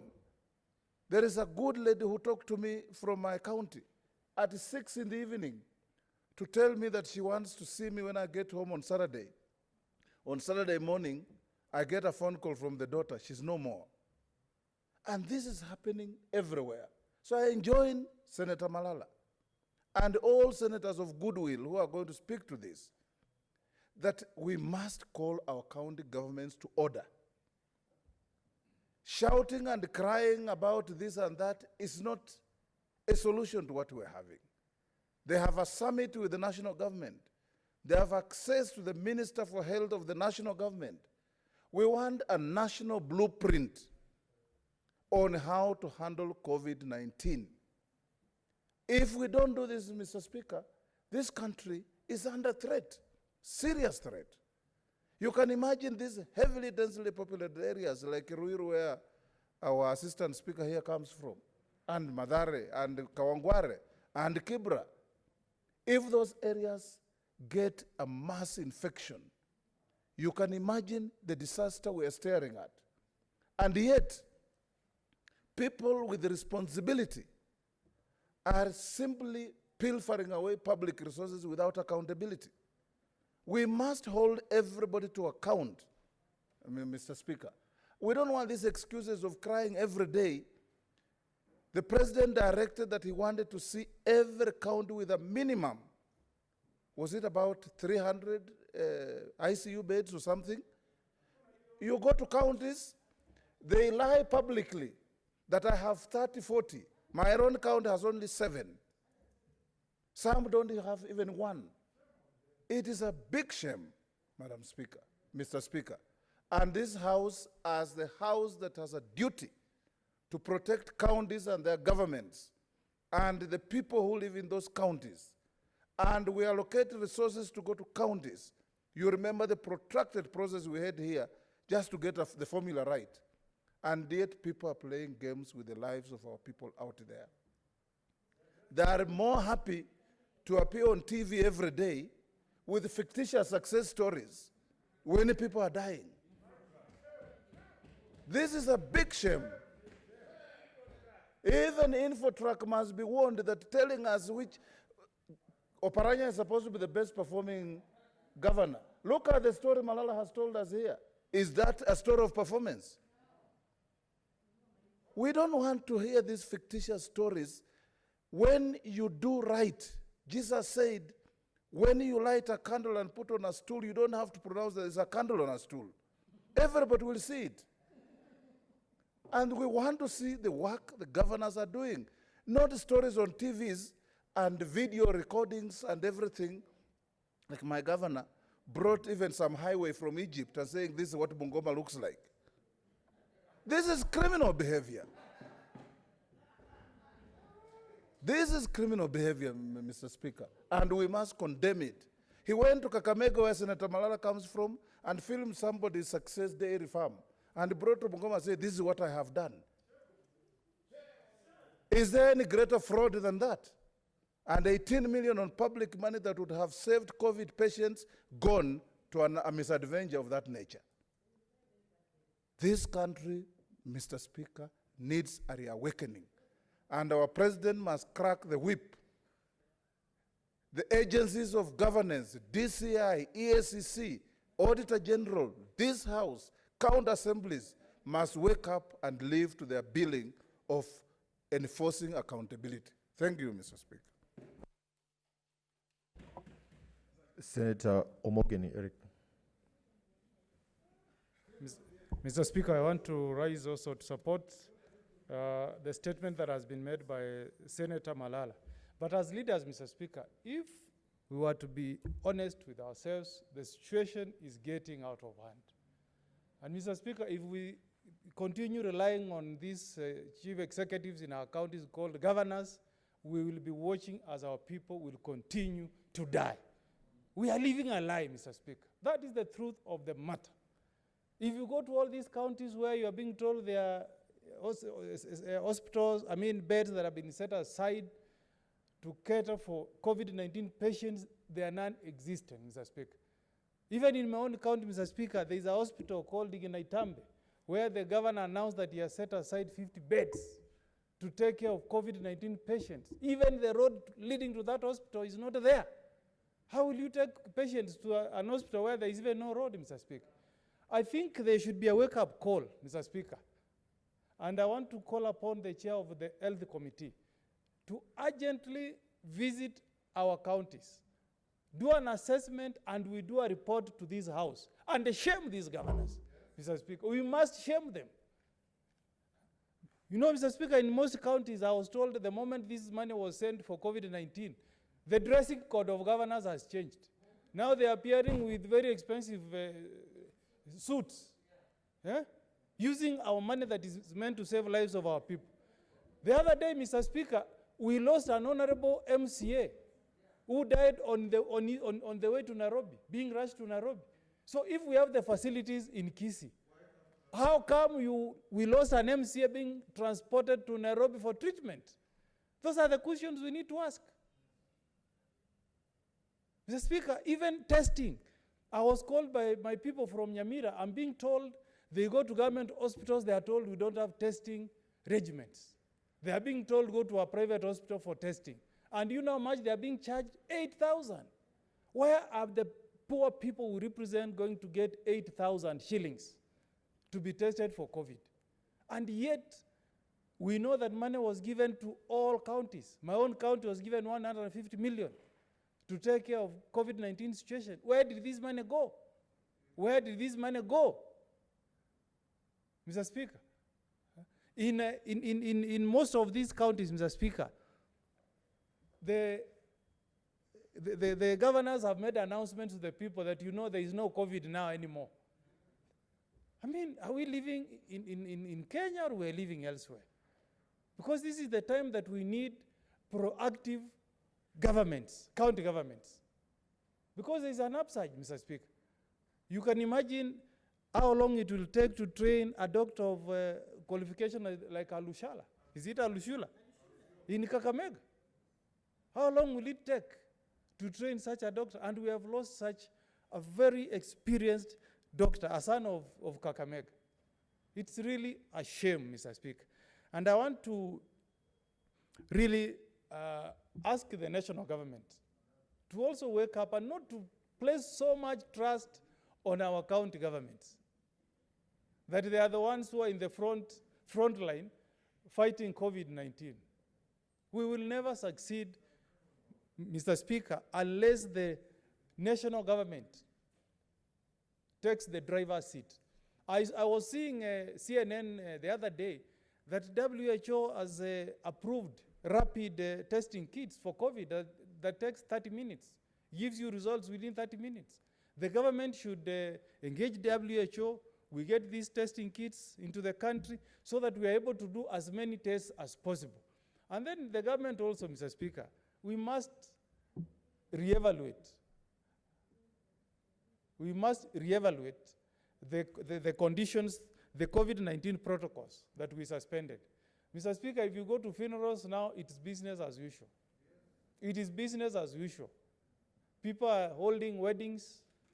We have funerals where we have more than 1,000 people congregating. People have started keeping bodies for more than 24 hours. People are meeting in crowded homes. I mean, it's not right, really. We must do something as leaders, Mr. Speaker. We need to be told what are the medicines that should be available in each county hospitals to take care of COVID-19 patients. Our people need to know, and we need to be told that in each county these medicines are available. Our ICU beds, they are not there. We must do something. So, Mr. Speaker, the statement that has been raised by my good friend, Senator for Kakamega, is a very important statement, and we must call upon the government through the CS Health to take very urgent measures to combat this COVID-19 pandemic. If we don't do something, Mr. Speaker, we are going to lose so many Kenyans, which is not right. I support, Mr. Speaker.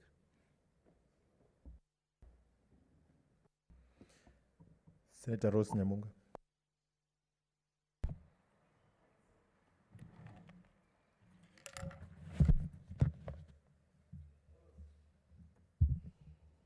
Thank you, Mr. Speaker, for giving me an opportunity just to add a few comments on the statement by Senator Malala.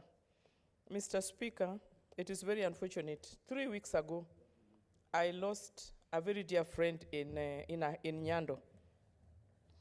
This lady went to Kakamega Hospital, a hospital in Kakamega, I don't know which one, and she was operated on by the late Dr. Al-Shula.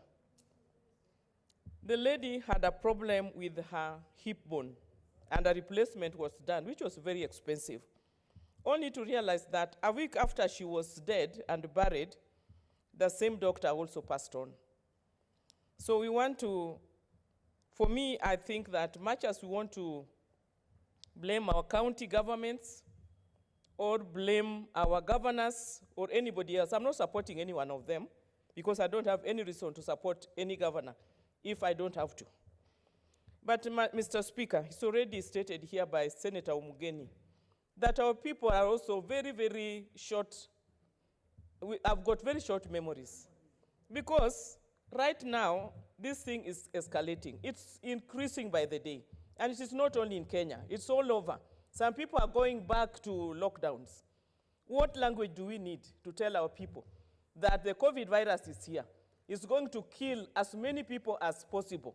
It is unseen enemy. The president has said it several times that we are dealing with unseen enemy. We can't see it, we can't feel it. Last week and today we are burying a young lawyer who is my neighbor here in Nairobi, who was unwell, was never taken to the hospital by anybody, and just dropped dead after 7 days of being sick. So who do we want to blame?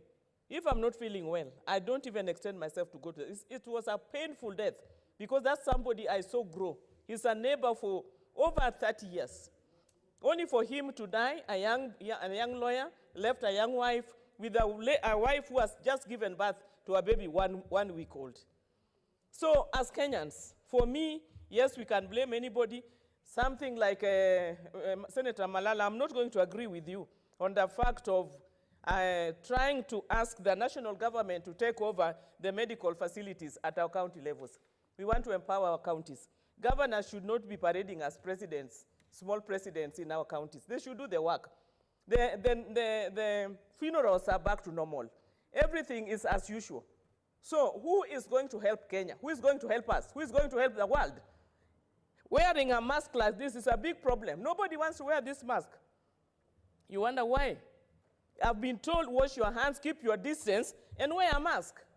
And I'm not saying it can't get to me, but it will be hard for it to get me because I'm following it all. And we should also tell our people to follow it all.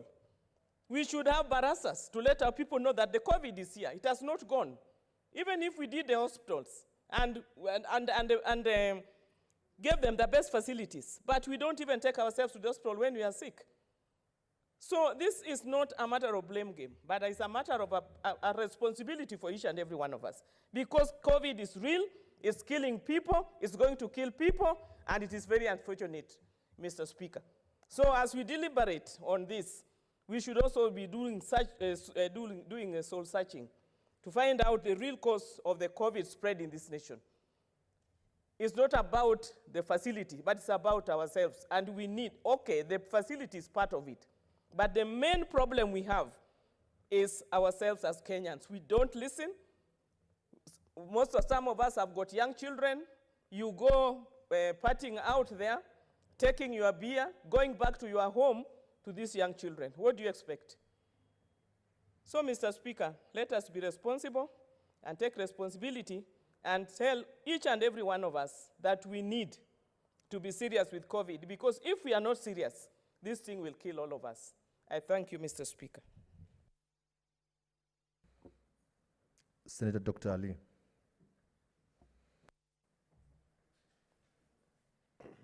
Thank you, Mr. Speaker. Mr. Speaker, sir, I thank Senator Malala for coming up with this statement. As Mr. Speaker, sir, things are very bad in this country. And if I call Kenyans jokers, then I think I've not made a mistake.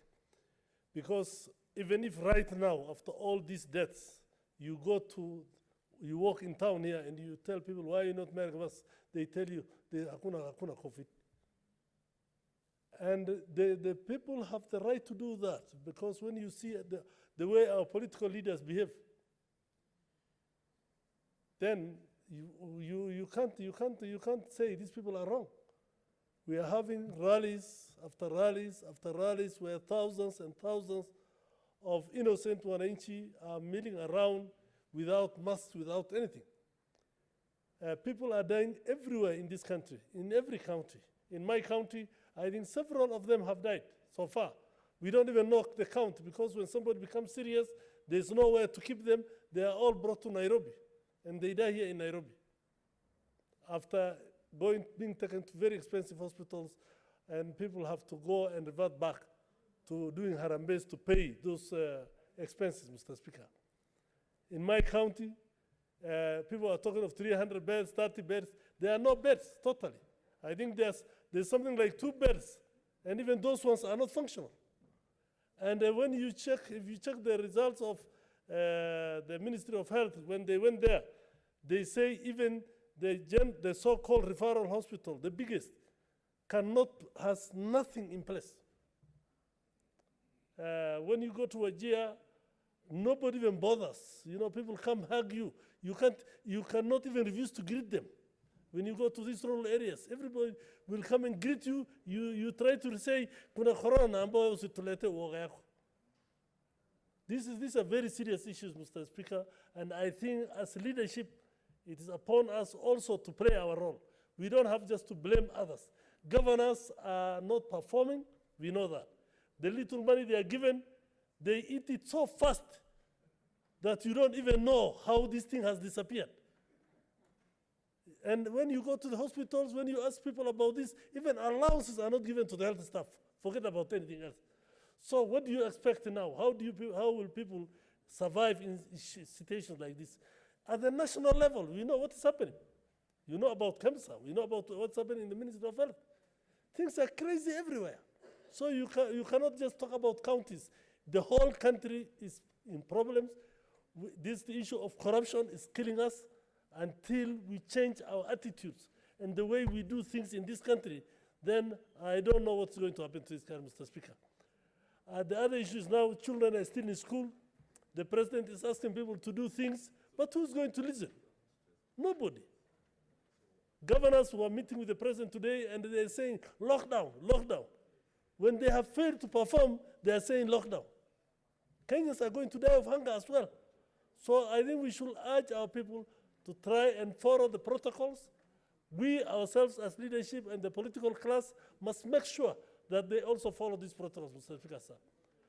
The health workers are dying en masse everywhere because they don't have PPEs, they are not given proper sanitizers, these sanitizers are not there, there are no facilities in the health, there are no proper things to use in the health facilities.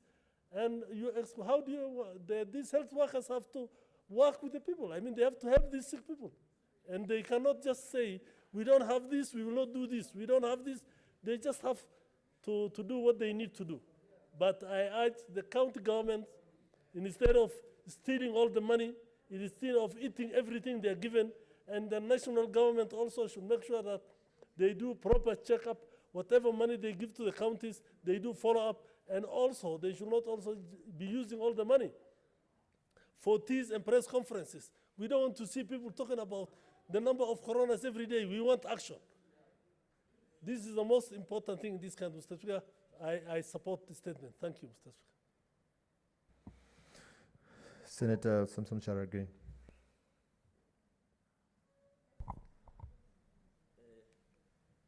Thank you, Mr. Speaker. I concur with the statement by Senator Cleophas Malala. I rarely agree with what Malala says most of the occasion, but I think on this one, we are on the same WhatsApp group. Mr. Speaker, I want to thank him because the continuing spike of COVID pandemic across the country is sad. We have seen occasions, even in my own county, because, for example, in Nandi, 180 million was allocated at the beginning of this pandemic in March 2020 this year. Mr. Speaker, even sanitizer of 1 liter or even a single mask has not been spotted anywhere that has been given out by the county government. Yet when the CC was summoned by Nandi County Assembly, most of the things that were bought to contain the fight against the COVID pandemic in county of Nandi, they were overpriced.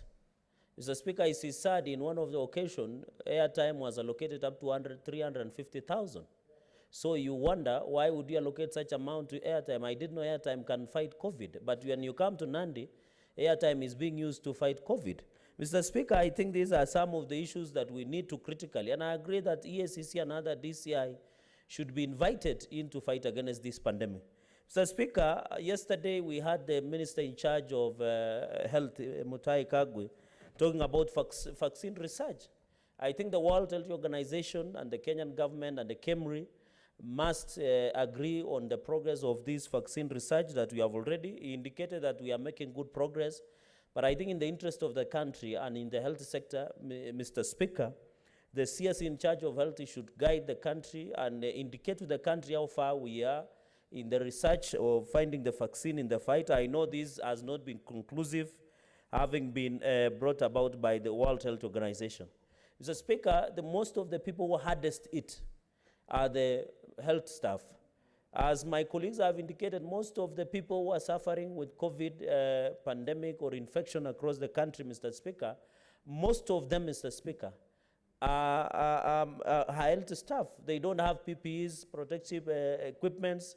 Mr. Speaker, in fact, as we talk today, it is so sad that the president did announce at the beginning of containment measures that health workers will be given risk allowance. Up to today, you find health workers, Mr. Speaker, wanting to go to public, issuing press conferences, threatening downing tools even here in Nairobi City County, among other counties, only begging for risk allowance, Mr. Speaker. You are not giving them PPEs. You are not giving them risk allowances. You are not giving them a good environment on how to fight this an invincible enemy, Mr. Speaker. Mr. Speaker, I think as a country, sometimes we need to get serious. I think we had announced that the risk allowance would be given to health staff in this country, Mr. Speaker. They are now dying. When you go to villages, even in Nandi, people are dying suddenly, as my colleagues have said, because of this unseen enemy, Mr. Speaker. I think, Mr. Speaker, we need to relook, even as containment measures are being talked about, the health staff, the nurses, the people who are on the front line, Mr. Speaker, up to today, they are still begging, like beggars for risk allowance. Yet we had indicated, the country president and the government indicated that they will be given risk allowance, they will be provided with PPEs. As we talk today, we have only seen Kenya National Union of Nurses, Kenya National, the KPMDU that fights for the rights of health workers are still on their knees begging for something as if it is a privilege, yet it is a right, Mr. Speaker. Mr. Speaker, when you look under Article 43, the right to health is a right, not a privilege. Mr. Speaker, even as the ongoing presidential election in the US, one of the key determinants that has decided the election is because on how the current president has been able to fight COVID pandemic in that area, Mr. Speaker. Mr. Speaker, third point I wanted to make is on the economic impact. And I want to indicate that the government today have indicated that they are not closing the economy as part of the containment measures that has been announced by the president. I think the economy has received a very harsh beating because of this COVID pandemic. And I think closing the economy, I saw governors, you know, it shocks me because the governor of Kakamega was being ranked among the best by just released InfoTrack research. I don't know what Angela Ambito looks at, or you reward incompetency. If InfoTrack was rewarding incompetency, then Governor Oparanya must be doing very well up there. So, Mr. Speaker, we need to be honest, because when you hear some of these governors are saying lockdowns, in fact, in Nandi, I was surprised. It is, thank God, we have more teaching and referral, which has ICU. In Nandi, the ICU beds are only seen in papers, and they are discussed in hushed tones. No one has ever used that ICU beds. Yet at the beginning of this, the Council of Governors and governors were shouting hoarse by saying, we are ready to fight the COVID pandemic. We have ICU beds. Mr. Speaker, I'm aware of a county in Northeastern where they went and leased, listen to this, they went and leased ICU beds. When the Ministry of Health elections officials were going to that county, when the minister and the entry agents left, they returned to the private hospital. You can see we have sunk too low, Mr. Speaker. And the governors must be called out. I heard today saying we need to lock down counties, they don't have any other imaginative way of fighting issues of pandemic in this country, Mr. Speaker. Mr. Speaker, I think when you look at the containment measures that the president has just announced on the issue of people working for 58 years and above, unless they have critical services, the issue of children staying from grade 4 to class 8 and I want to agree that the basic learning should resume in 2021. Mr. Speaker, I think the bone of contention, and I want to thank His Excellency the Deputy President, Mr. Speaker, because yesterday, out of his wisdom, he decided to suspend any public rallies and gathering until this COVID pandemic is contained. I have seen the president also has suspended political rallies for the next 60 days, and it looks like the reggae has been stopped with one touch, because now the president has said there will be no political rallies until 4th 2021. When you want to do a meeting, in fact, you must have a strict guidelines, Mr. Speaker. And I think one of the reasons that the spread and the surge that has run across the country is because of public gatherings, and I think banning them for 60 days up to January 2021 is wise, and I hope our colleagues in this profession of politics will adhere to these rules that the president and containment measures that have been seen. Even the issue of the curfew, Mr. Speaker, pushing from 10 p.m. to 4 a.m., I think it is timely, and closing of restaurants and bars by 9 p.m. I know the women of this country and wives are very excited, and girlfriends, I think the people will be disappointed and Pangu Zakando, because now it will mean by 9 p.m. you are in your house, and I think this is a win to women in this country, Mr. Speaker, because now people will not be joking around, drinking alcohol and messing around, and I think this one has been, as the one that had encouraged, Mr. Speaker, has encouraged the spread and spike of COVID pandemic in this country. Mr. Speaker, finally, I think the issue of bringing in containment measures, the bottom line is that we want to urge Kenyans to follow the Ministry of Health protocols. Mr. Speaker, I have seen the Council of Governors as saying no mask, no service. We agree that there should be proper containment measures in this country. We want to urge Kenyans wherever they are. And Mr. Speaker, many young people thought this COVID will only kill the old people or 58 years or 60. We have seen even as young people, as our age dropping dead, as we have been told, Mr. Speaker, and this is very sad. So it means we have seen even children as young as 1-month-old babies being infected by COVID pandemic. So, Mr. Speaker, I think what we want to call upon Kenyans, let us follow Ministry of Health protocols, let us social distance, let us wear mask when it's in public. And I think we did pass, Mr. Speaker, the regulations and that were being brought that if you are found in a public place without mask, you must be fined. And I think we need to make Kenyans be disciplined. Mr. Speaker, when you go to villages and across the counties, and colleagues will tell you this, that funerals are on the full-fledged, everything has returned to normal. When you go baby showers, birthdays, weddings, and many others, Mr. Speaker, all these things have gone to normalcy. I think we need to restrict ourselves, and in fact, for example, funeral, Mr. Speaker, the government should reduce because we are a nuclear family. We are not as westernized as they want to make 15 per. I saw those regulations, Mr. Speaker.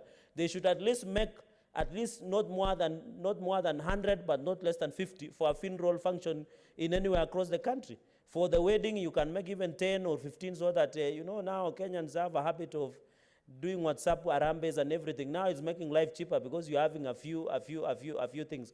So, Mr. Speaker, I want to encourage that the government should come hard on the issue of social catering, the issue of weddings, the issue of funeral, the issue of social catering so that we can, and I hope our colleagues, either people who are promoting BBI or not, will be able to adhere to still strict of 60 days that we have. Finally, Mr. Speaker, we want to urge governors that they need to be creative,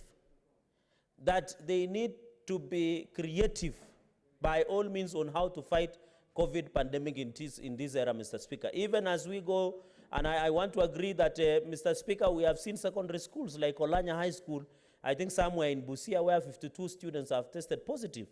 We should look, and I am happy that the Chair of Education, Dr. Milgo, is in the House, that we should also have a pragmatic way on how to protect our children who are in grade 4 up to class 8, those who are in Form 4, those who are doing their national university examination. I think the Committee of Education should be able to provide this country on measures that we can put in place to ensure our children are in a safer environment. And even as we are to the festive season, Mr. Speaker, and I know, Mr. Speaker, you might host us in the course of this month for some ceremony. Mr. Speaker, we hope we will be able to social distance and be able to enjoy the ceremony without threatening the Ministry of Health protocols. I thank you, Mr. Speaker.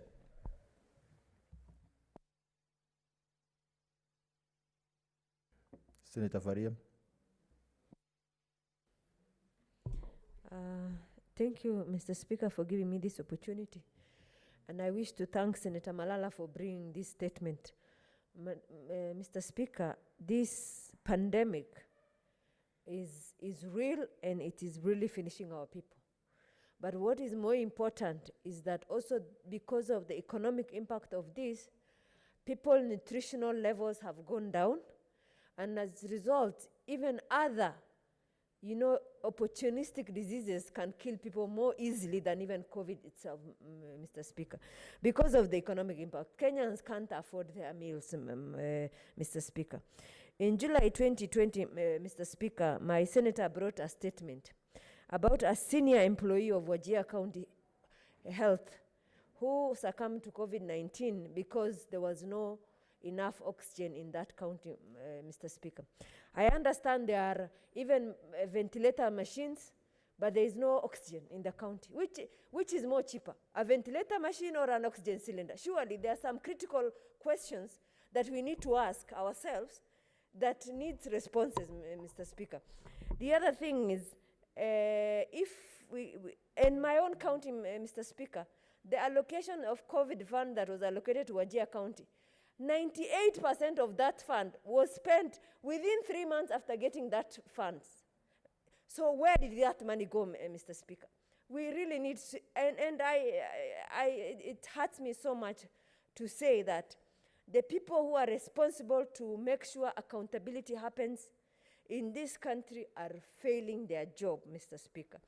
The EACC, the DCI, those are the kind of people you should rein on to find out what happened.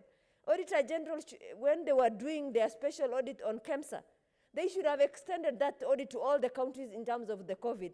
And not only do a normal audit, Mr. Speaker, they should have done a forensic audit so that you can trace what happened to that funds.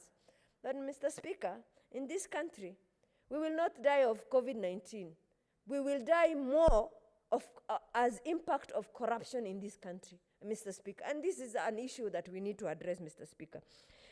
Mr. Speaker, there is also this issue around, now the Minister of Health has said there is no inter-county transfer of patients from one county to another. This is a special message to our MCAs. If you do not do a proper oversight, and the COVID catches you while you're in your own county, you're on your own. So don't even think about all the people you represent. Think about even for yourself that this is going to affect you. My plea to our MCAs, please make sure that your oversight on COVID is extended. Make sure that when you're looking at the budget, I'm sure most of the counties will do a supplementary budget, given that the budget delayed. Make sure that whatever fund that is allocated to COVID goes to COVID and not any other thing. Mr. Speaker, even in terms of the emergency funds that counties have, Mr. Speaker, instead of, giving people in terms of to respond to drought and other things, instead of using cash to pay people, counties buy expired food to give to people who are already in a bad situation, Mr. Speaker, who are starving and who have suffered the impact of COVID-19. Mr. Speaker, this is really appalling, Mr. Speaker, that we still, in this century, we're still just, struggling with corruption, and people who are supposed to take care of all this have failed, Mr. Speaker. The other thing is, Mr. Speaker, I didn't get an opportunity to contribute to the statement about NHIF cover. I had asked for it. Mr. Speaker, that is critical for people to survive this COVID. Because, it is part of the government helping people to actually, one of the things we should have, one of the directive we should have gone is when the COVID fund came, NHIF should have been allocated much more so that they can cover more people. Can you imagine people are struggling economically? And when they go to hospital, NHIF does not cover, and then what? Where do they go? And then we, as people who are representative of our constituents or our county, I feel we are not doing enough, because who is there to speak for these people who are really suffering, Mr. Speaker? And I also, Mr. Speaker, thank our President for shortening the time of bars and restaurants, because, truth be told, somebody who is drunk will never know how to social distance or how to take care of himself. I think that is an area that I think we need to applaud His Excellency for ensuring that this happens. Mr. Speaker, with those few remarks, I wish to support the Senator of Kakamega for bringing this matter. I thank you, Mr. Speaker. Senator Isaac Maura. Thank you very much, Mr. Speaker. Mr. Speaker, I rise to support the statement by Senator Malala. And just today, we were going through CPIC reports of the Kiambu County Assembly, and we were very shocked to realize the irregularities that are happening in these county assemblies. The bodies are supposed to be oversighting, the various counties and county government. For example, in Kiambu County, there are 2 clerks, and one of them, it doesn't I mean, it's not very clear how that person was recruited. Can you imagine? Two clerks. And we were surprised to see some company there called Malin that was paid 1.5 million, and then about 700,000 was paid, 800 was put in a suspense account, and then paid to multiple people, multiple banks. So this thuggery and stealing is real, very real. And I don't know what we are going to do as a country. because our counties, to be very honest and very sincere, they don't have capacity. And when we say capacity, we don't mean people who have degrees and big titles. No.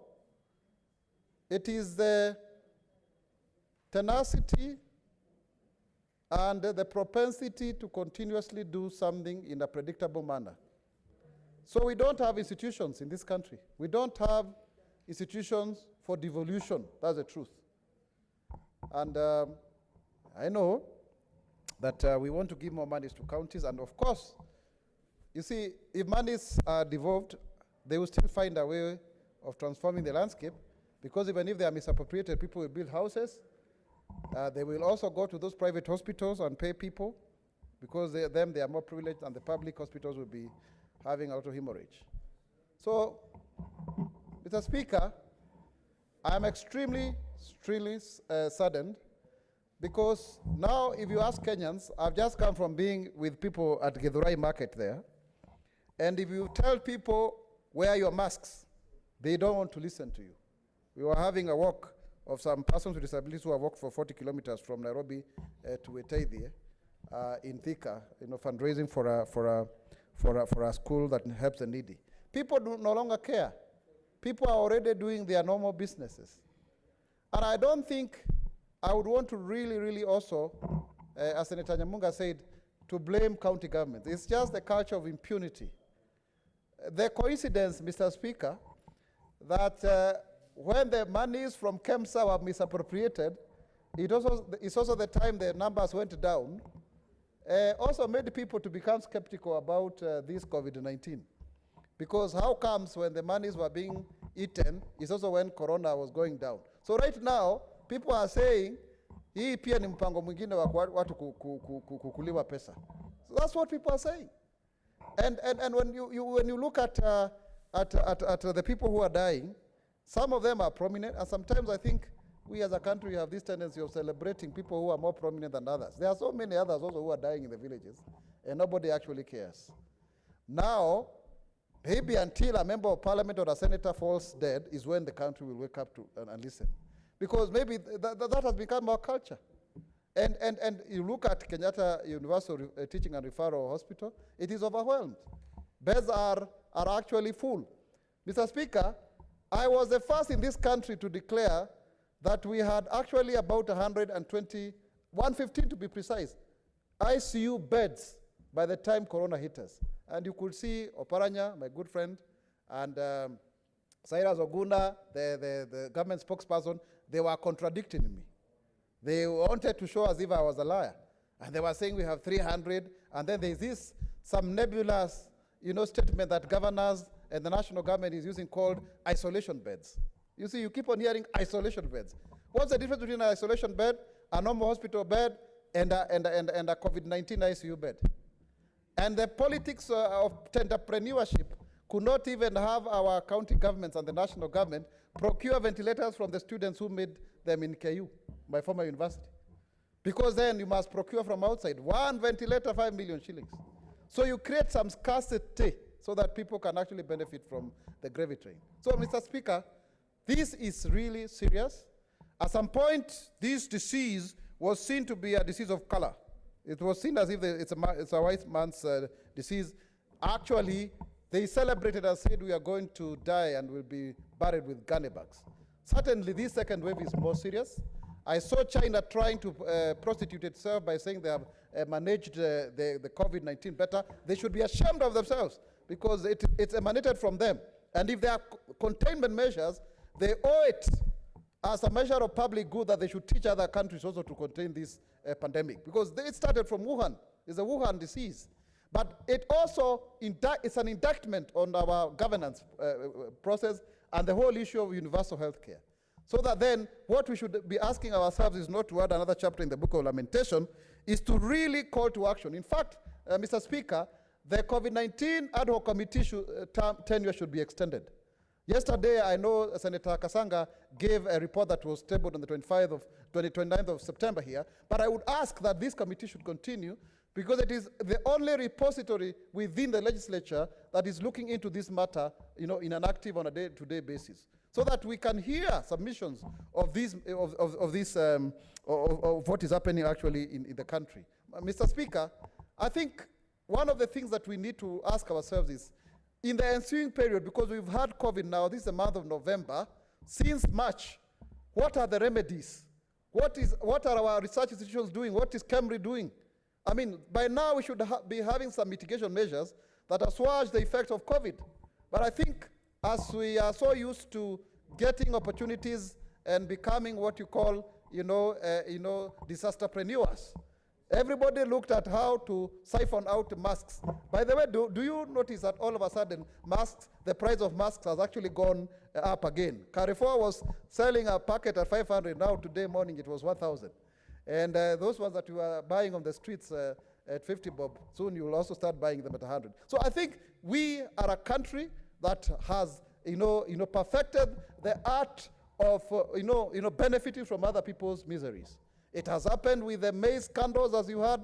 It has happened with the NYS, our young people. It happened with the Anglo leasing. And I think we need to ask ourselves, when will this hemorrhage, seepage and leakage of public resources actually continue? How will it stop, actually? Because if we are always like this, we've passed legislation here. So it's not a question of legislation.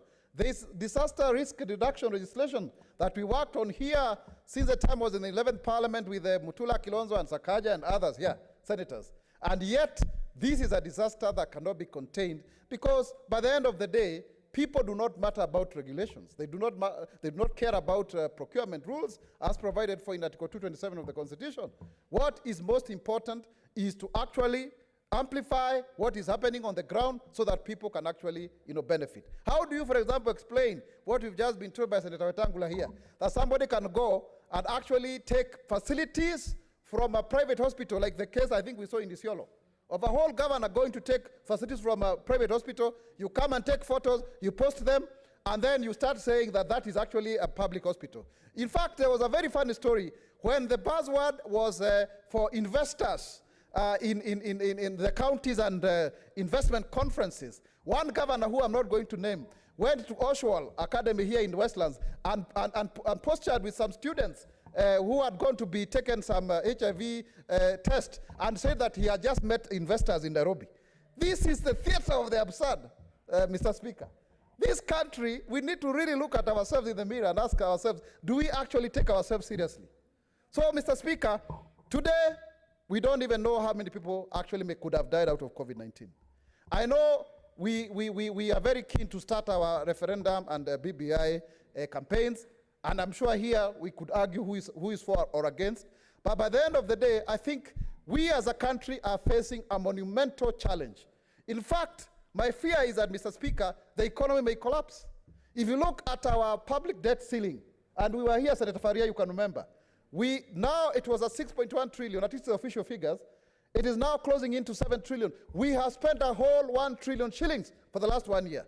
We are going back to the IMF to borrow more. And you see, the gap there is about 3 trillion. So if you have expended 1 trillion, you remember we took the ceiling to 9 trillion, and our GDP per capita is 98 billion US dollars, less than 100 billion. What does that mean? Soon we are going to exhaust. We'll actually be a net economy, negative, because, the KRA is always reporting the slowdown of the collection of monies. They have missed their target recently, the last quarter, by 40 billion. And yet, government is going on with business as usual. We have not seen a lot of fiscal consolidation and budget restructuring that would enable us to have enough fiscal space to avert this pandemic. Every expenses, even this parliament itself, ceded about 2 billion shillings. What is the net effect of that? So, Mr. Speaker, we've got to really wake up and smell coffee. If we continue with this pandemic, for the next 6 months, I don't think we'll have an economy to talk about. Even the 50 billion that we said we are going to actually devolve, where will that be gotten from? So, Mr. Speaker, let us actually reconstitute, or rather give more time to the COVID-19 committee. And we as the Senate, we actually need to even have a kamukunji on this matter, on a serious matter, so that we can put our heads together and in the same manner in which we gave the country direction when the National Assembly had gone to slumber, when everybody was fearing to make comments and we gave the country direction, I think the Senate can still rise up to the occasion and give a way forward. Mr. Speaker, I support and I thank you. Honorable Senators, as you can note, we are past the statement hour. For those honorable senators who wish to make contributions on this statement by Malala, to restrict their contributions to 3 minutes. Senator Faki.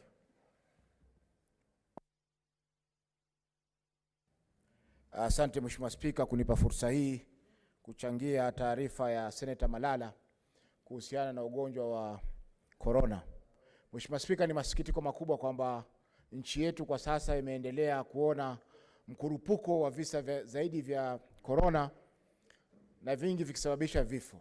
Mheshimiwa Spika, nikizungumzia kaunti ya Mombasa ambako ninatoka, ni jambo la kusikitisha Mheshimiwa Spika kwamba karibu kila siku kwa muda sasa wa siku 10 nimekuwa nikishuhudia visa vya watu wanaofariki ambao wengine ni watu walio karibu sana na mimi. Mheshimiwa Spika, nikizungumzia wiki iliyokwisha siku ya Ijumaa mosi alifariki diwani mmoja wa zamani wa eneo la Majengo ambaye anaitwa Said Mathias. Baraza la kaunti ya bunge la kaunti ya Mombasa, Mheshimiwa Spika, limefungwa hivi sasa kwa sababu kulipatikana karibu visa 8 vya maambukizi ya corona na wengine wengi Mheshimiwa Spika ambao wanaendelea kuathirika na vile vile kufariki dunia kwa sababu ya ugonjwa huu. Mheshimiwa Spika, tukiangalia huduma za afya pia zimeendelea kuzorota kwa sababu mahospitali yote ikiwamo hospitali kuu ya mkoa wa Pwani zimejaa wagonjwa wanaohusiana na corona. Kwa hiyo Mheshimiwa Spika, vifaa vya matibabu katika kaunti ya Mombasa vimeathirika sana pakubwa kwa sababu madaktari pia wameathirika na ugonjwa, manasi wanaohudumia wagonjwa wameathirika na ugonjwa. Kwa hivyo hivi sasa hali imekuwa tete sana katika kaunti ya Mombasa. Mheshimiwa Spika, tukirudi nyuma ni kuwa hapo nyuma kidogo tuliweza kuteteleka na tukaacha kufuata yale maagizo ambayo yametolewa. Kwa mfano, tuliruhusu watu kukutana kiolela, tukaruhusu watu kutembea mjini bila ya barakoa, tukaruhusu watu kutotumia sanitizer, na hivi sasa Mheshimiwa Spika, hali ambayo inatokea katika maeneo ya burudani, yani zile bar na sehemu nyingineo, ni kwa watu wanaendelea kusongamana kwa wingi bila kuchukua tahadhari zozote. Kwa hiyo Mheshimiwa Spika, ni masikitiko kwamba hali imekuwa hivi na hatuwezi kuendelea kulalamika kuhusu hali hii bila ya kuchukua hatua za kisawasawa. Nimefurahi Mheshimiwa Spika kwamba leo Rais ameweza kuregesha kafyu kuanzia saa 4 usiku mpaka saa 10 alfajiri, lakini hiyo haitoshi Mheshimiwa Spika, kwa sababu bila ya askari ama polisi kuhakikisha kwamba maelezo ya kafyu yanafuatiliwa, itakuwa ni sawa na kumpigia mbuzi gitaa, kwa sababu utapata kwamba maeneo mengi ya burudani Mheshimiwa Spika yanaendelea kutoa huduma kwa wananchi baada ya masaa ya kafyu na hakuna jambo lolote ambalo linafanyika. Mheshimiwa Spika, pia tumeona kwamba kumekuwa na ulegevu katika vitengo vya huduma za afya katika, kwa mfano, public health departments hazijachukua hatua za muafaka za kuhakikisha kwamba wanaendelea kuwahubiria wananchi masuala ya huduma ambazo zinatakana kufanyika, ama zile protocol ambazo zinatakana kufanyika ili kuhakikisha kwamba mtu hawezi kupata corona. Kwa hiyo Mheshimiwa Spika, tungeweza kurudi hapo katika Public Health Committee, Public Health Department, ili wahakikishe kwamba wananchi wanajulishwa zile sehemu ambazo ugonjwa huu watu wameathirika, waweze kutiliwa maanani zaidi ili kuhakikisha kwamba mkurupuko huu hawezi kuendelea. Na mwisho Mheshimiwa Spika, ni kwamba kuna dawa ambazo zinaweza kutumika, sio tiba, lakini ambazo zinaweza kutumika kwa wale ambao wameweza kupata maambukizi lakini hawajaonesha ishara za ugonjwa, na hii Mheshimiwa Spika ingeweza kusisitizwa ili kuhakikisha kwamba wale ambao wameamua kujihudumia nyumbani.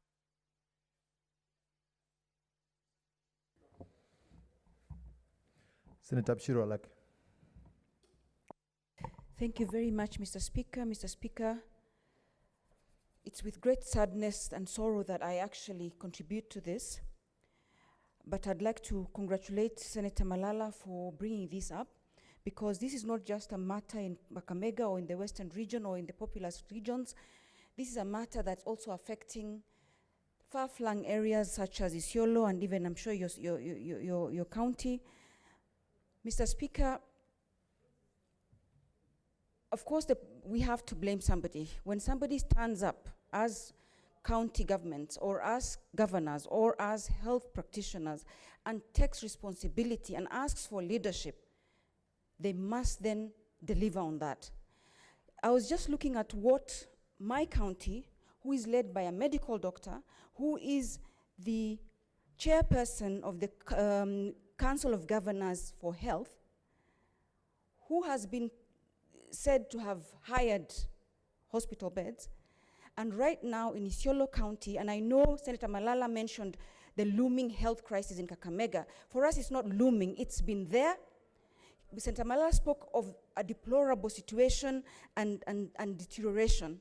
We did not even get to a point where we prepared enough, Mr. Speaker. Mr. Speaker, when I looked at what was promised, even under UHC, Isiolo has been one of the very lucky counties. We have been a pilot county for UHC.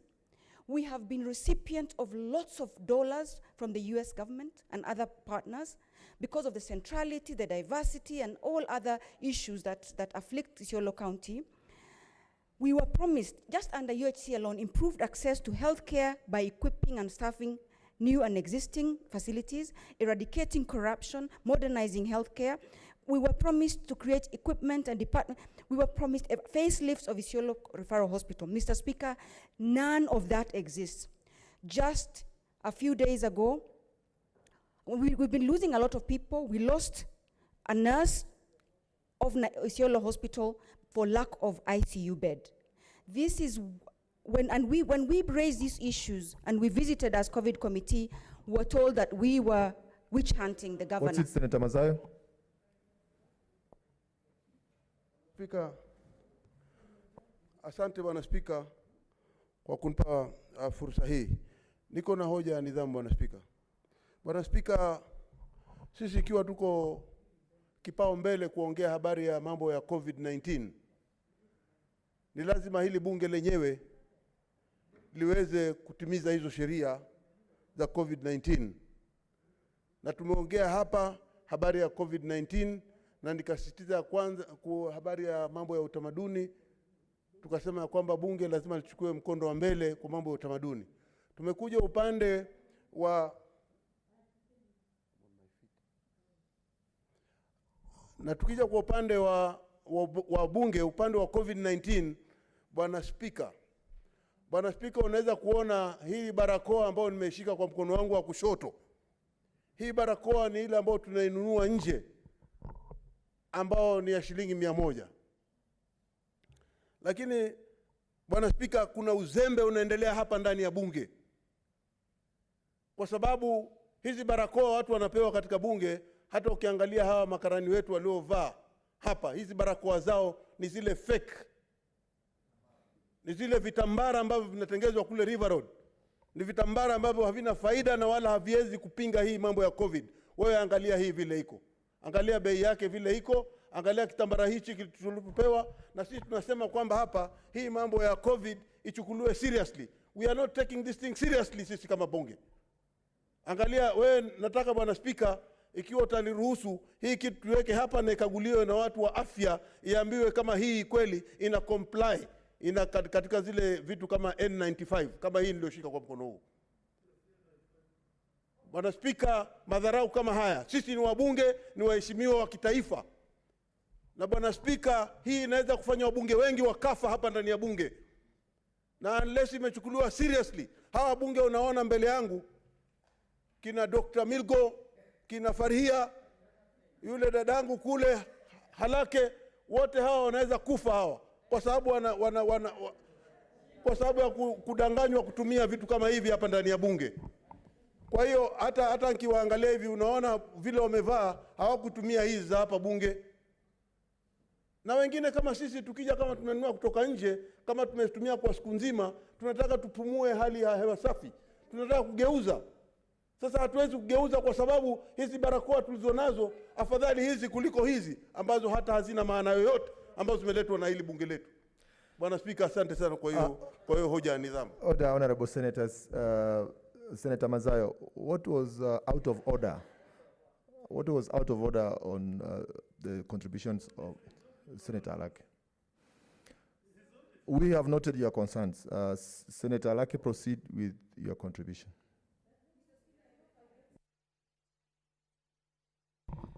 Thank you, Mr. Speaker. I hope I'll be added time. Mr. Speaker, as I said, it's with great sadness. Just 3 days ago, we lost a very prominent, very decent human being, even though this is in addition to a lot of people that we have been losing in our county. We've lost our nurse. We've lost so many innocent lives in the county of Isiolo, which has been touted. And I would like to repeat what Senator Wetangula has said. Our governors are showing off on TVs and bragging and gloating about how they have managed and they're prepared, but that does not exist on the ground, Mr. Speaker. Mr. Speaker, just 2 days ago, in addition to the many, and may their souls rest in peace, we lost Mr. Abdi Boru, a very good friend, a father, a brother, and somebody that the county really values and who has worked in that county in the conservation sector for many, many years. And he died en route to Nairobi in Nyeri. If indeed Isiolo County has facilities, why would somebody that in fact works for that county be dying en route to Nairobi? It is sad, it's unacceptable, it's deplorable, and really our county governments have blood on their hand. We condemn that. When as COVID committee members we went to Isiolo County and we witnessed what human rights defenders told us that were hired beds, we were told that we are witch hunting the governor and that we want some of the people want to be governors. But Mr. Speaker, this kind of impunity from our county governments, especially those that understand what health indicators are, especially those that are health practitioners, it is sad, it's unacceptable, it is really something that needs to be, something that has to be done. We as this House, we're supposed to be looking out and oversighting county governments. I think it's about time we stopped lamenting and flexed muscle so that our governors know.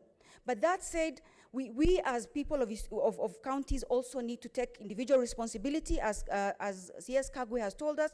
We keep ourselves safe because nobody has our backs. Mr. Speaker, I'd like to pass my deep condolences to our friend Abdi, who passed on while trying to access facilities outside of Isiolo County to Nairobi, but did not make it. He's not alone. He is representing all, and even others that have been trying to get access to facilities, Mr. Speaker.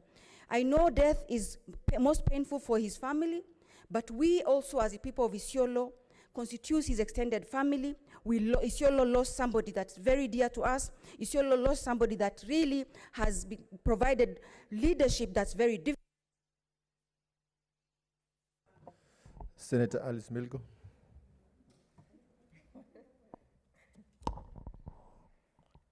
Thank you, Mr. Speaker, sir. If Matsad had not left, I would have asked what it was in order to bring a used mask before the House, but it is unfortunate he left immediately. I hope that is not a used mask because it is supposed to be disposed safely. Also, I brought a statement to that effect. Okay, thank you for giving me this chance to also support this statement. And I wish to say that COVID has been here for the last over 7 months. And Mr. Speaker, sir, I think the lack of preparedness right across the counties is actually one thing. And maybe I would say that as time went on, I think people went back to the original issues of being complacent. And in any case, it is quite unfortunate that we were able to send up to the tune of 5 billion to the counties, and right now we are not able to account for. We saw how people really chased, how ESC were chasing KEMSA, and actually they forgot the counties themselves who consumed 5 billion that is not there. A few minutes ago, Cherarke was talking about Northeastern. He forgot that there was a county in the large Rift Valley where the Ministry of Health was supposed to inspect that county, and throughout the night they spent time feeding pets, feeding medical equipments to the purported health center that was supposed to be inspected. Thank God NSIS was able to establish that, and that one aborted. But then that is the scenario in our counties, and it is quite unfortunate that to date there are no pets, and the medical, or rather the service providers are still actually having a challenge even to get PPEs. Mr. Speaker, sir, it is a worrying trend that we are still seeing those health workers that are actually in the front line still striking, or rather all the time when we open our TVs, we find that they are actually proposing that they will go on strike because of the fact that they have not gotten risk allowances, there are no PPEs, even their salaries are not paid, and even they are living in deplorable conditions. Right as we are speaking, I think this condition has not affected Kakamega alone. It has affected people right across the counties. In my county, we lost a CEC who was working in Kakamega, and that was a sole bread. Senator Naomi Wako.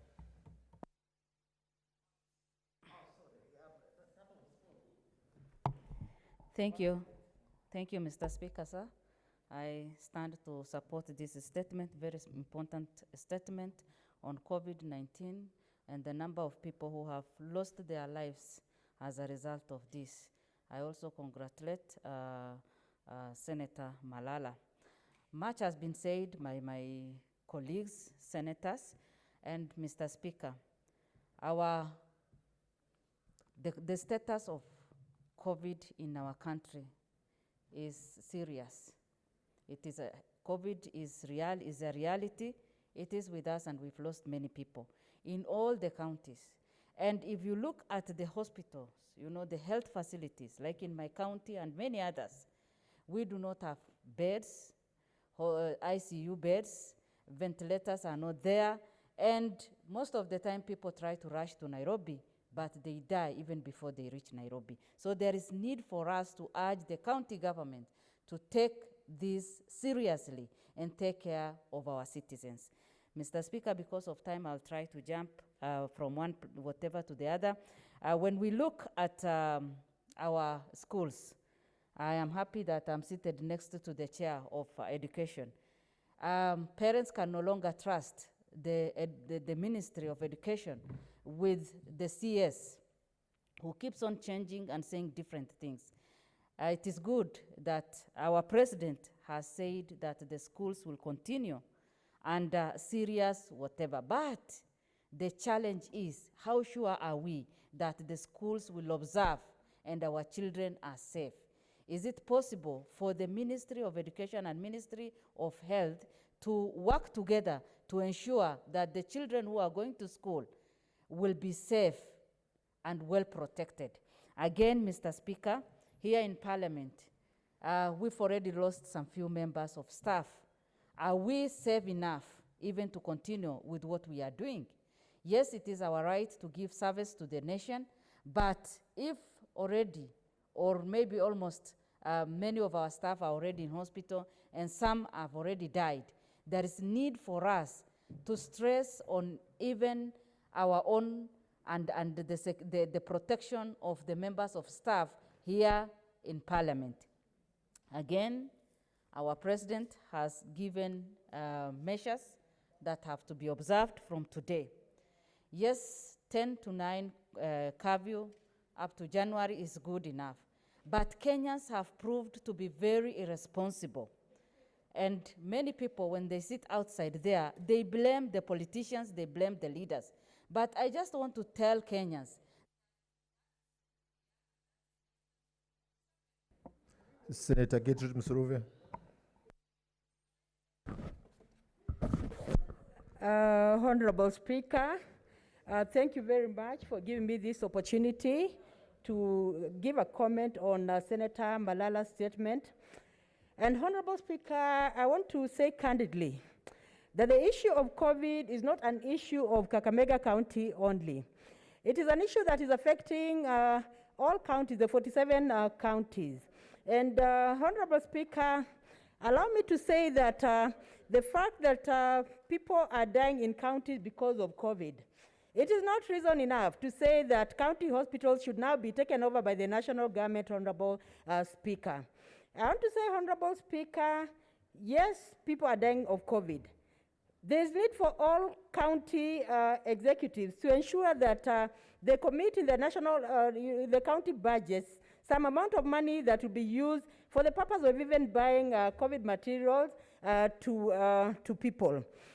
Honorable Speaker, I've been in Kakamega County and I donated a lot of masks to people in my area in Lugari. But what I realized, Honorable Speaker, even when you donate masks, people just decide to keep the masks inside of their pockets they are not wearing. So they become very careless with their own health. And I want to say, Honorable Speaker, on a serious note, that there's need for us to engage the health workers in the counties to raise awareness. And Honorable Speaker, county governments should ensure that they bring on board health workers who can go door to door, sensitizing people and making sure that people get the message right. Because sometimes people just ignore information that comes in county governments. And I want to say, Honorable Speaker, that when you look at Kakamega County, it has a lot of pluses with regard to developments, with regards to roads, with regards to even health centers. And the fact that a few selected centers have been brought on the floor of this House, Honorable Speaker, is not reason enough to state that the county government of Kakamega should surrender the national hospital, the county hospital, to the national government. It is actually a statement that is not well-meaning, Honorable Speaker. We have to ensure that health is a devolved function and Mwananchi, the common man, is able to receive services, Honorable Speaker. Our mandate as a Senate is to ensure that there's service delivery to Wananchi. And having service delivery to Wananchi is trying to see how we can improve county hospitals, trying to see how common Mwananchi can reach the hospitals. But when we say that we want to surrender to the national government, we are abdicating our roles as senators, which we should not do, because we are mandated to ensure that county government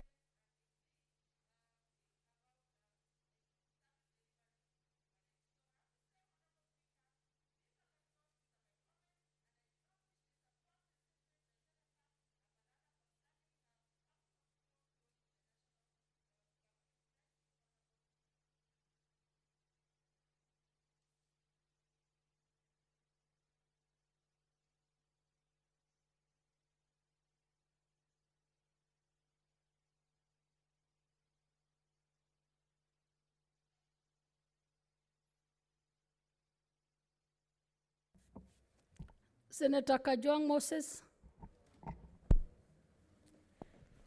Madam Speaker, as I comment on this statement by Senator Malala, allow me also to mourn with those families that have lost loved ones in the midst of the COVID pandemic, not just in Kenya, but across the globe.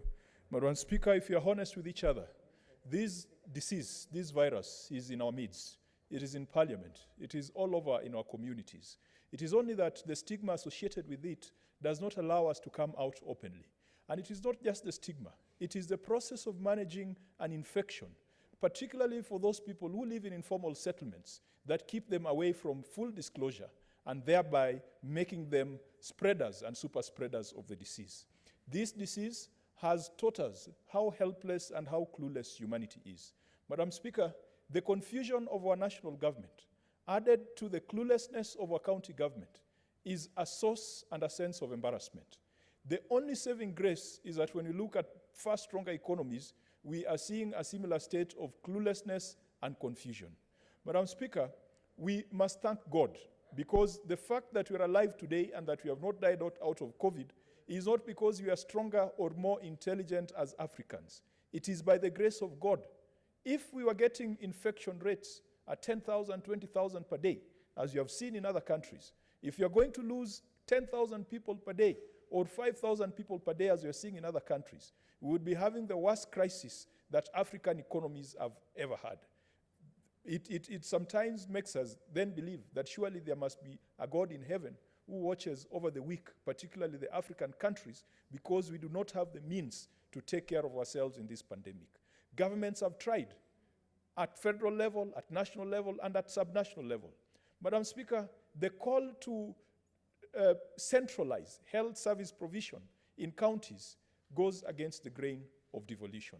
This House, we stood up firmly opposing the transfer of functions from Nairobi City County to the Nairobi Metropolitan Service. The recentralization of health service delivery is not going to be a solution. Madam Speaker, indeed, the only recentralization I would support is on human resource management. And that is why in the building bridges, we are talking of a health service commission.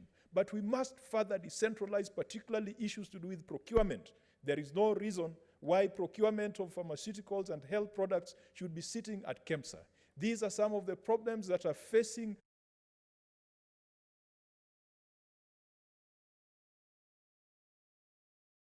to deal with this issue. Let us strengthen our county governments. Let us give them resources on time. Let us give them the leeway to do procurement. Let us give them the necessary human resource so that they can respond appropriately.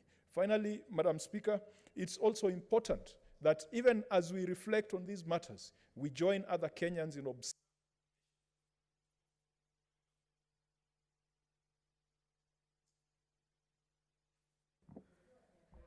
I guess your time is up.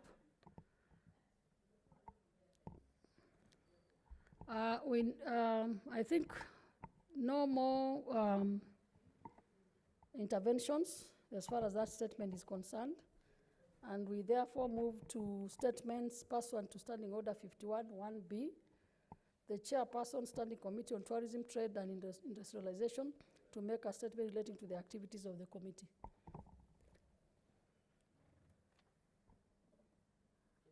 I guess the Chairperson is not there, and we therefore defer that.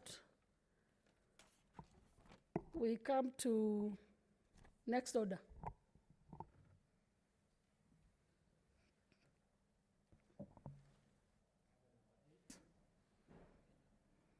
Adoption of the 9th progress report of the ad hoc committee on the COVID-19 situation in Kenya. Senator Musurube, I am informed that you had a balance of 10 minutes.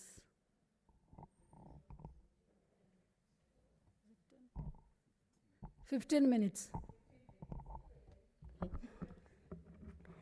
Honorable Speaker, I want to thank you for giving me this chance to comment on the report by the chair of the ad hoc committee. Honorable Speaker, the chair really elaborated on the workings of the committee concerning the impact of health on in the various places that they worked and they interrogated. But I want to say, Honorable Speaker, that even as the committee does its report, it should not be conclusive without touching on the impact of COVID, on education. And education is a social-economic right. And education cannot wait, Honorable Speaker. We cannot talk matters health and we fail to touch on it. Because even when we look at education and when you look at health, they both fall in the same clause 43, in the same article 43, that talks about socio-economic rights. And I want to say, Honorable Speaker, that education and health are twin sisters, that when we take our children to school, we endeavor that they'll be healthy. We endeavor that they'll be safe. We'll endeavor that they'll be secure. But, Honorable Speaker, this issue of COVID and education was not touched. Right now, schools have opened. And there's a lot of talk, and there's evidence that our children are going to schools, and especially children from lowly backgrounds. They're going to school without masks. They're going to school without, in some schools where there's no running water, Honorable Speaker. And when it comes to water, water is also in the same Article 43 that talks about socio-economic rights, that talks about health.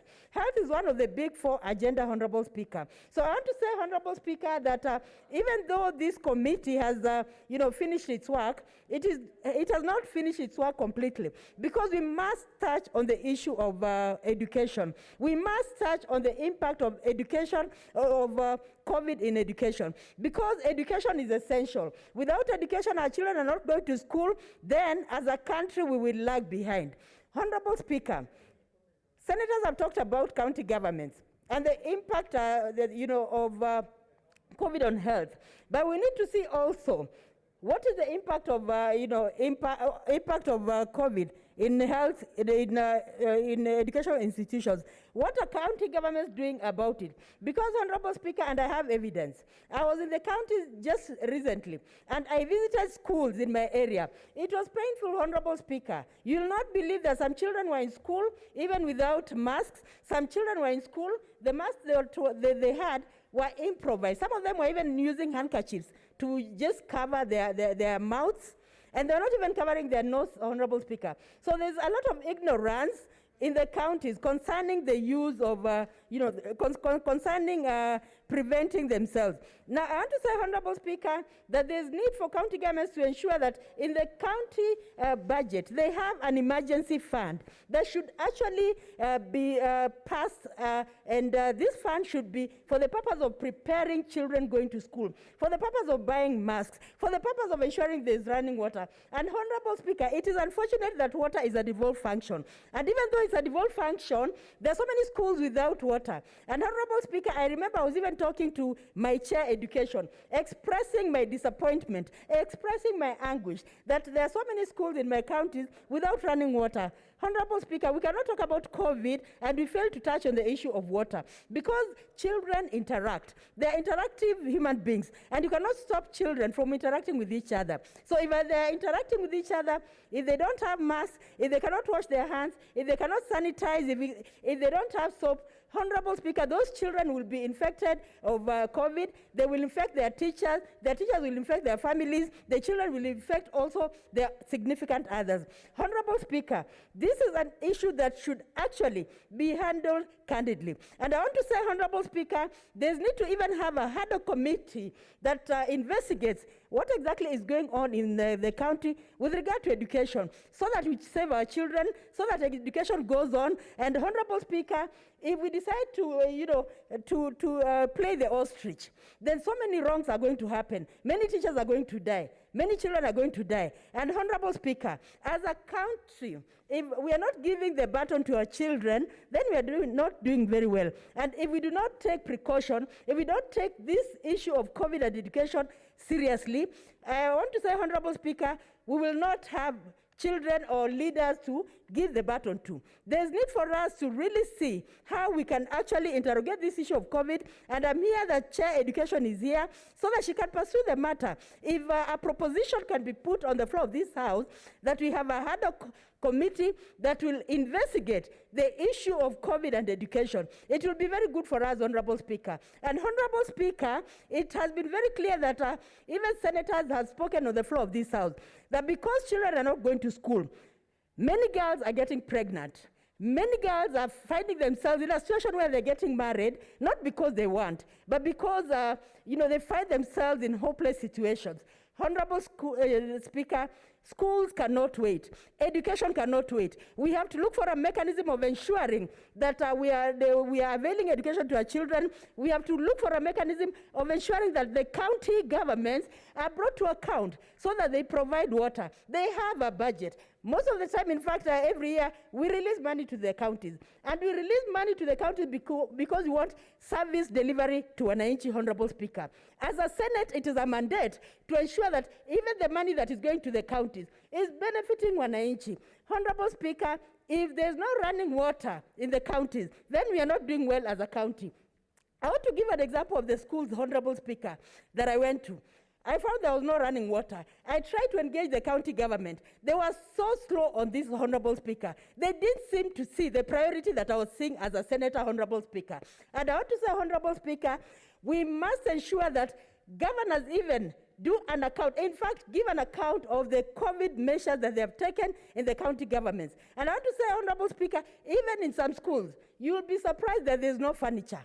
You will be surprised that there are no toilets, ECD toilets. And yet, Honorable Speaker, ECDs are a function of the county government. And I want to say, Honorable Speaker, there's need for governors to actually utilize the money that is appropriated in this house and shared and disbursed to the counties in a very prudent way, so that Kenyans can feel that actually they matter in this country and that we are keen about them, Honorable Speaker. So the issue of children cannot be left behind. And Honorable Speaker, I also want to say that when you're talking about matters of health, it is also in schools, because even in schools, Honorable Speaker, there's need for children also to be fed. And in some schools, Honorable Speaker, you'll be surprised that they do not have, a feeding program for their children, even those who are in early childhood. There's need for governors to ensure that they're setting money aside for the purpose of ensuring that there's a feeding program in all schools, so that the children who are disadvantaged, the children who come from low backgrounds,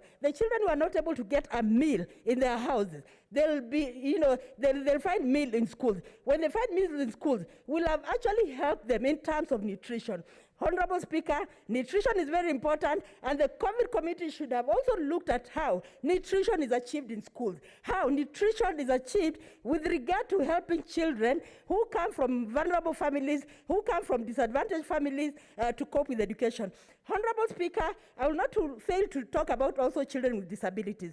Children with disabilities are prone, and they're more at risk when it comes to getting COVID. But you'll find that most county governments do not have a priority, do not have a plan of how they can help children with disabilities. So even when schools are opening, Honorable Speaker, what runs into my mind, I ask myself, what are county governments doing about children with disabilities? Are they going to school, or are they not going to school? Are they making a follow-up on them, or are they not making a follow-up on them? So, Honorable Speaker, there is need for county governments to ensure that they're keen about the vulnerables. They're intervening with to do with the vulnerables, Honorable Speaker. Because I remember in a school I went at some point, there was no EAC center.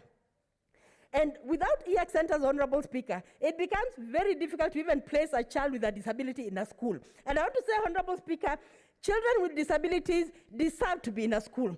Children with disabilities deserve to get nutrition.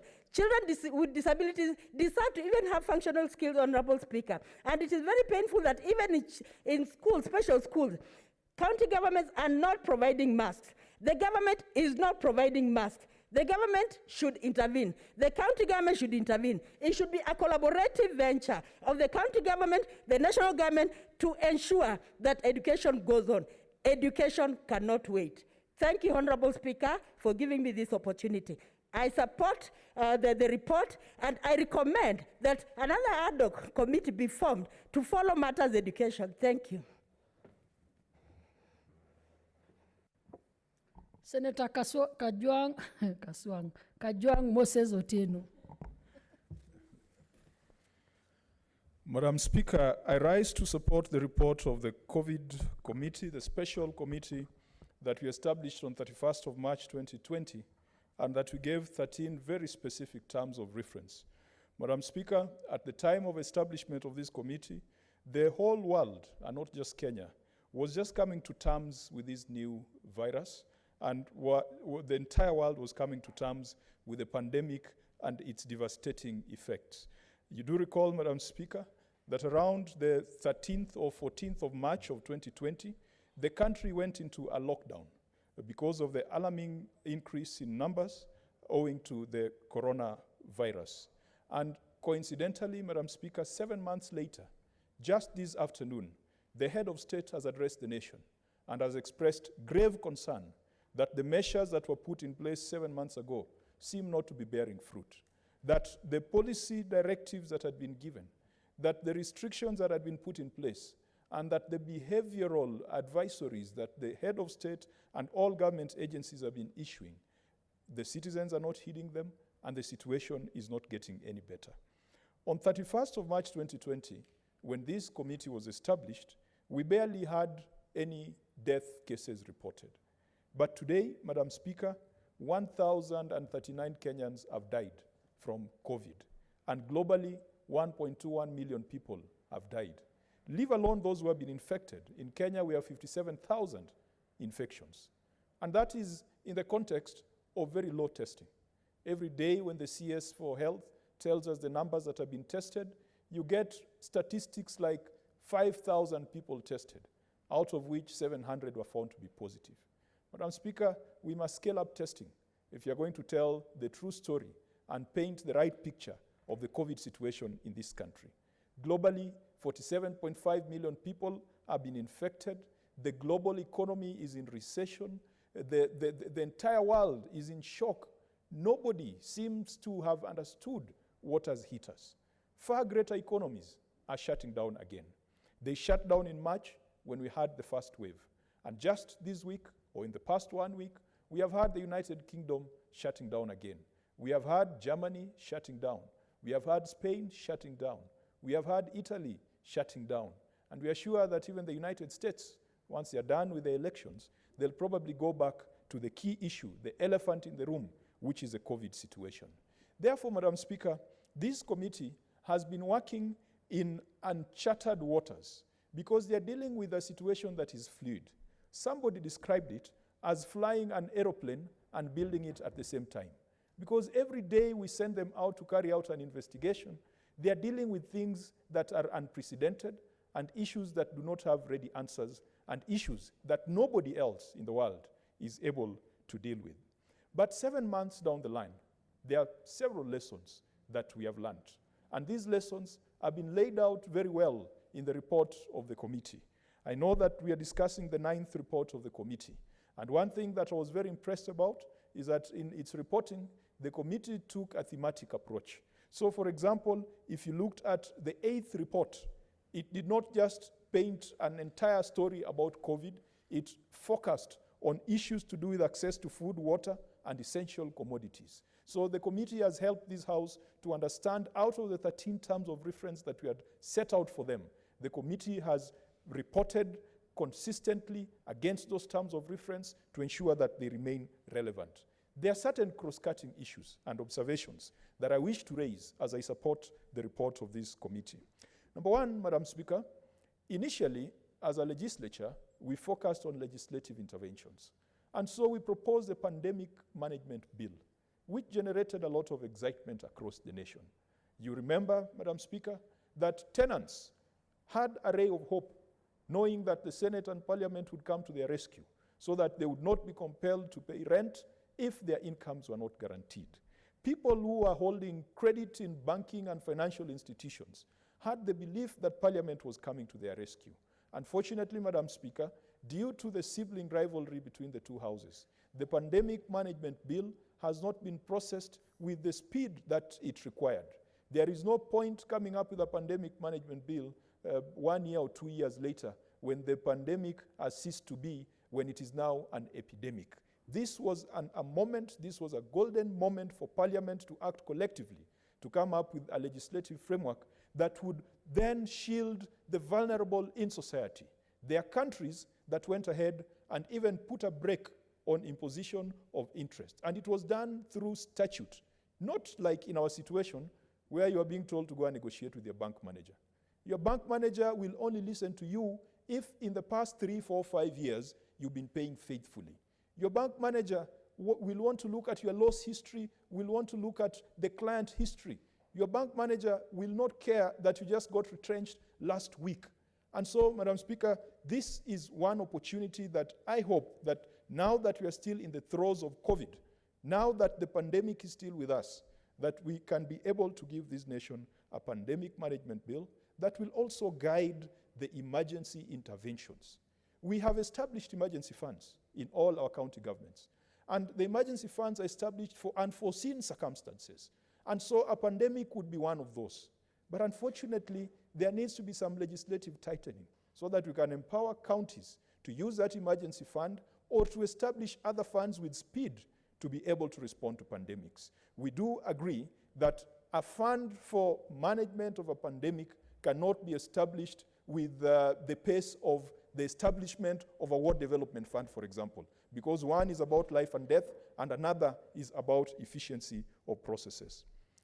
We have also had an opportunity to look at policy across various sectors. And one of the areas where, Madam Speaker, I feel very embarrassed as a Kenyan and as a legislature is when it comes to our pronouncements on education policy.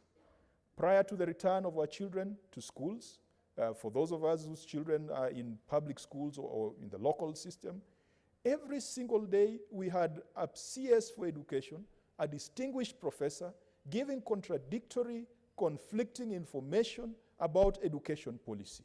It is extremely important that cabinet secretaries and heads of government ministries to listen to their technocrats. Indeed, Madam Speaker, we will be bringing questions here to find out whether we have a National Education Board, because that is the body that is supposed to advise the CS on policy matters. It cannot be that the CS, depending on which side of the bed is woken up on, he decides that children are going back to school or not. Even the current situation, where we have our candidates in school and class 4s in school, Madam Speaker, it is still untenable. But I do agree with stakeholders who believe that we should not sacrifice education, because particularly the class 8s and the secondary school students, many of them will not come back to school. And I say this with a heavy heart, knowing that I come from a fishing area.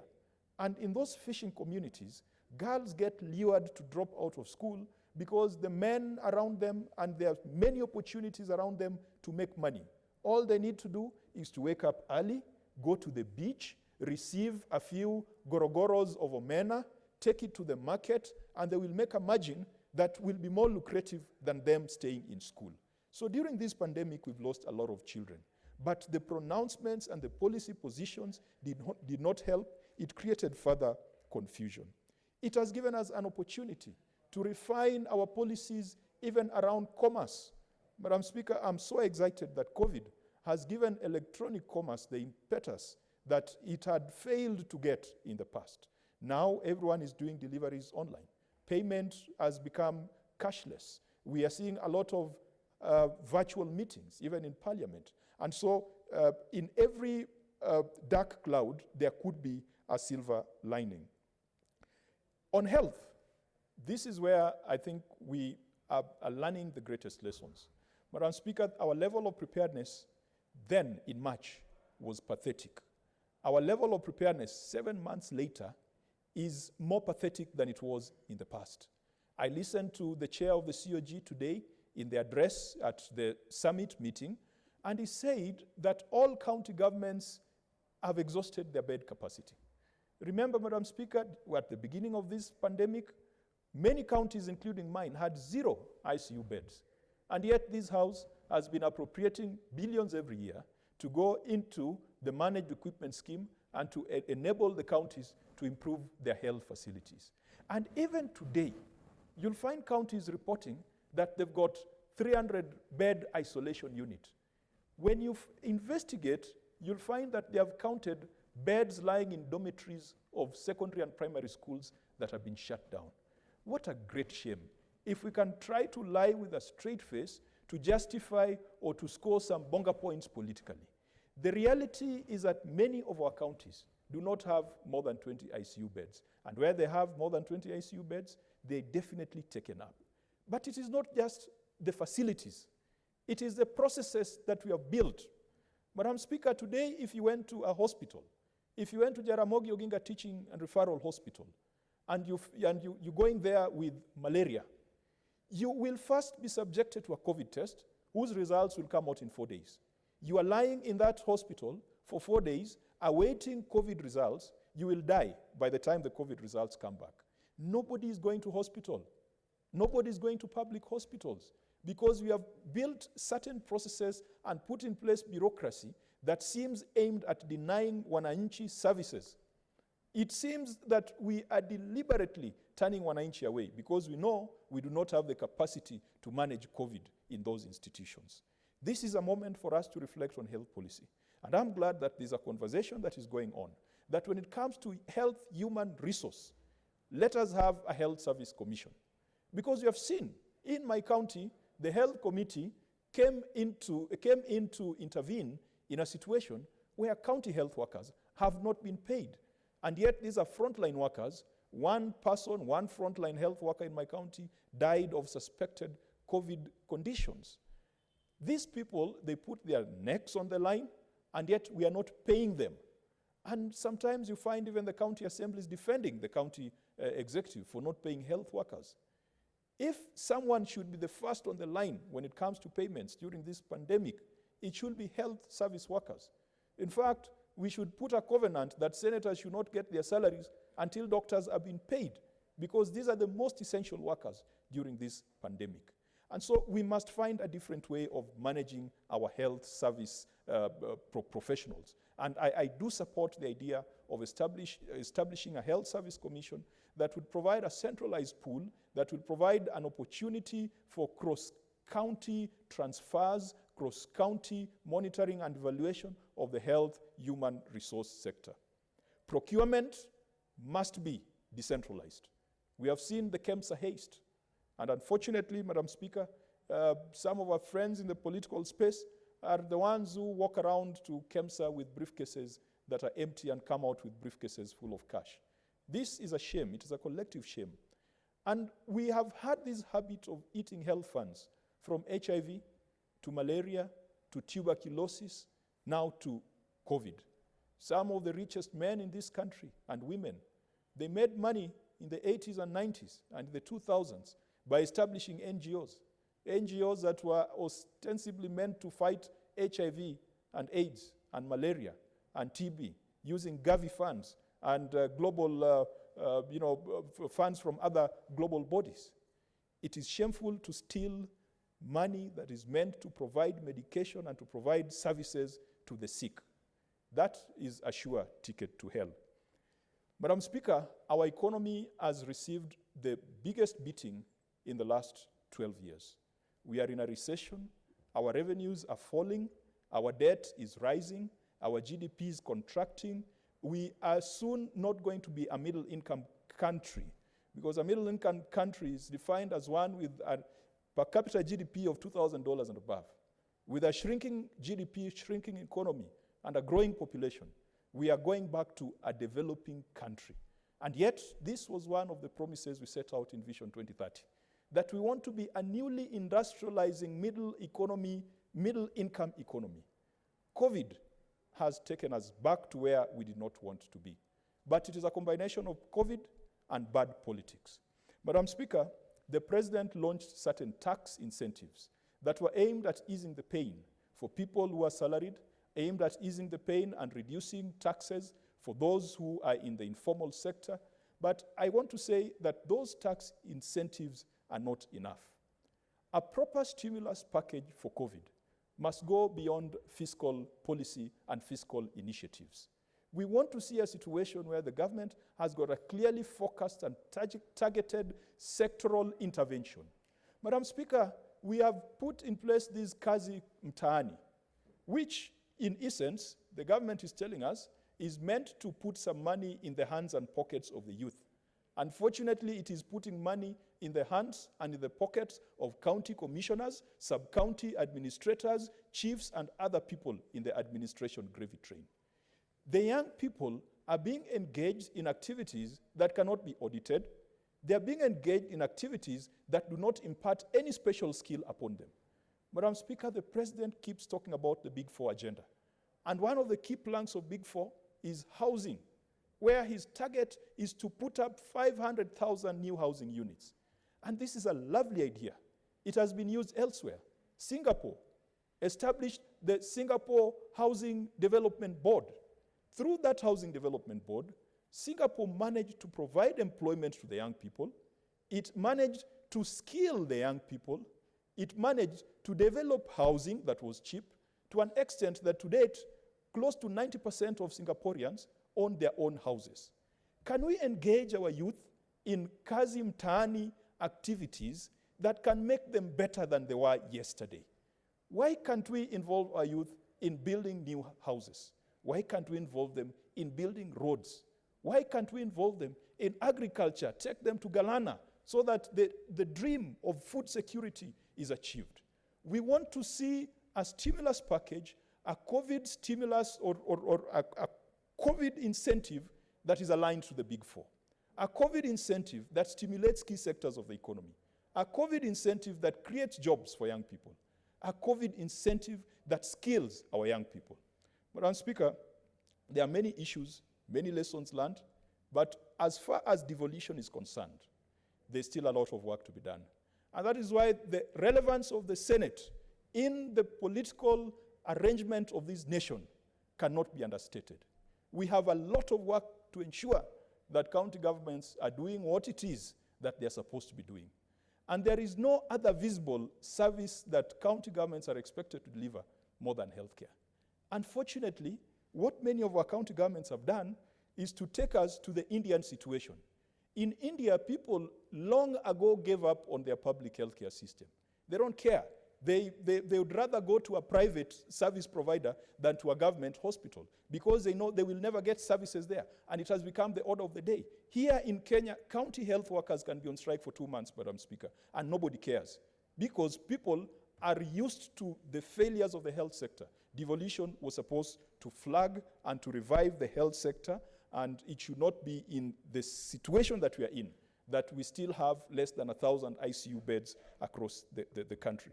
Madam Speaker, my final point, as we look for a vaccine, where is the place of indigenous knowledge, indigenous African science and technology?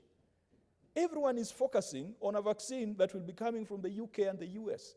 And yet we Africans, the history of vaccination, Africans had a much, you'd call it a primitive way of vaccination. Africa had a system of self-infection to create immunity. Even before the first European vaccine was created, Africans were practicing vaccination. Where is the agency in this country encouraging the adoption of indigenous African knowledge in the search for a vaccine and in the search of a sustainable solution and cure to the coronavirus? That is a challenge that I want this committee to look into and bring that relevant body so that we can engage our universities, our institutes of science and research, and find some synergies between them and our indigenous institutions so that we can have a homegrown solution that we can proudly sell to the world, that Kenya and Africa has come up with a solution to a virus that has afflicted and tortured the entire republic.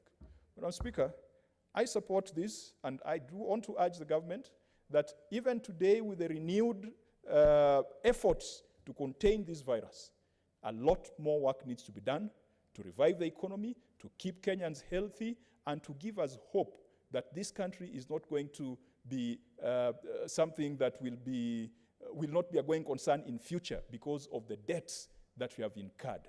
And Madam Speaker, let me urge extra responsibility on our part.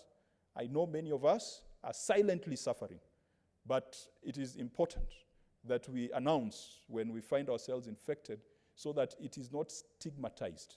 That is how we managed the fight against HIV/AIDS. When we moved it from a matter of stigma, I support. I see that there are no further requests to speak on this motion, and the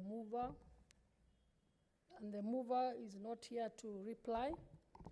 I therefore proceed to rule that this is a motion that does not require a vote by delegations, and we can therefore proceed to vote and I therefore proceed to put the question that the Senate adopts the 9th progress report of the ad hoc committee on the COVID-19 situation in Kenya, laid on the table of the Senate on Tuesday, 29 September 2020. As many as of that opinion say aye. As many as of the contrary opinion say nay. The ayes have it. Next order.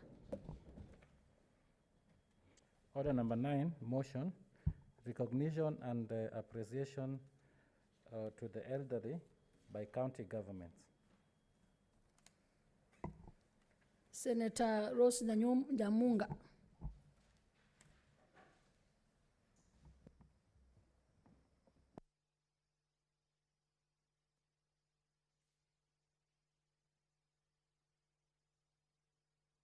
Can I get the mic? Thank you, Madam Speaker. It has been a very long wait from yesterday. Anyway, let us just continue. Aware that in 2006, the national government initiated the Elderly Persons Cash Transfer, or PTC program, popularly known as Pesa ya Mzee, which is an unconditional cash transfer program to destitute elderly persons above the age of 65 to cater for their subsistence needs, noting that the beneficiaries receive a monthly stipend of Kenya shillings 2,000 delivered every 2 months through appointed payments agents, and also entitled to medical insurance through the National Health Insurance Fund, HNIF. Concerned, however, that the program's credibility is marred by issues of delayed payments to beneficiaries, difficulties in processing of payments through the stipulated agents, and payments to unregistered persons. Now, therefore, the Senate recommends that the county governments complement the efforts of the national government and assist in resolving these challenges by, 1, developing legislation and policies to protect the elderly, including ensuring that all elderly persons in their counties are registered in the OPTC program, and 2, organize value addition mechanisms such as financial training to help the beneficiaries of the program to efficiently utilize this allowance. Madam Speaker, the issue of the elderly within our country has been a very touchy issue, because within our societies, we have a lot or several members of members of the society that we refer to as the senior members of our societies. In the developed countries, I must say that they have mechanisms of taking care of the elderly. And most of the developed countries, either they have the facilities for the elderly people, or there is a way of supporting them through their relatives, maybe by putting them in, taking care of them within their respective homes, because normally they plan for retirement and they plan for old age. But in our African setup, and more so in Kenya as a country, we don't do that. We cannot allow our elderly people to leave our homes to go to the elderly people's homes. I think in Nairobi, I've seen a few elderly people, a few elderly homes in Nairobi. But it is not a common thing, and it is not something that is easily and generally acceptable within our counties, within our societies. So it makes it very difficult for us to take care of our elderly people, and even putting them in the elderly homes. It is not a given for us as at now. So I know the government of Kenya has tried its best, and I don't think many other nations around Africa are trying to do what Kenya is doing. The government is actually supporting them by giving some stipend, for example, for 2,000 shillings per month, or to be disbursed every 2 months. That means that every 2 months, the elderly who are listed, not all of them are listed, but the ones who are listed normally receive this amount of money.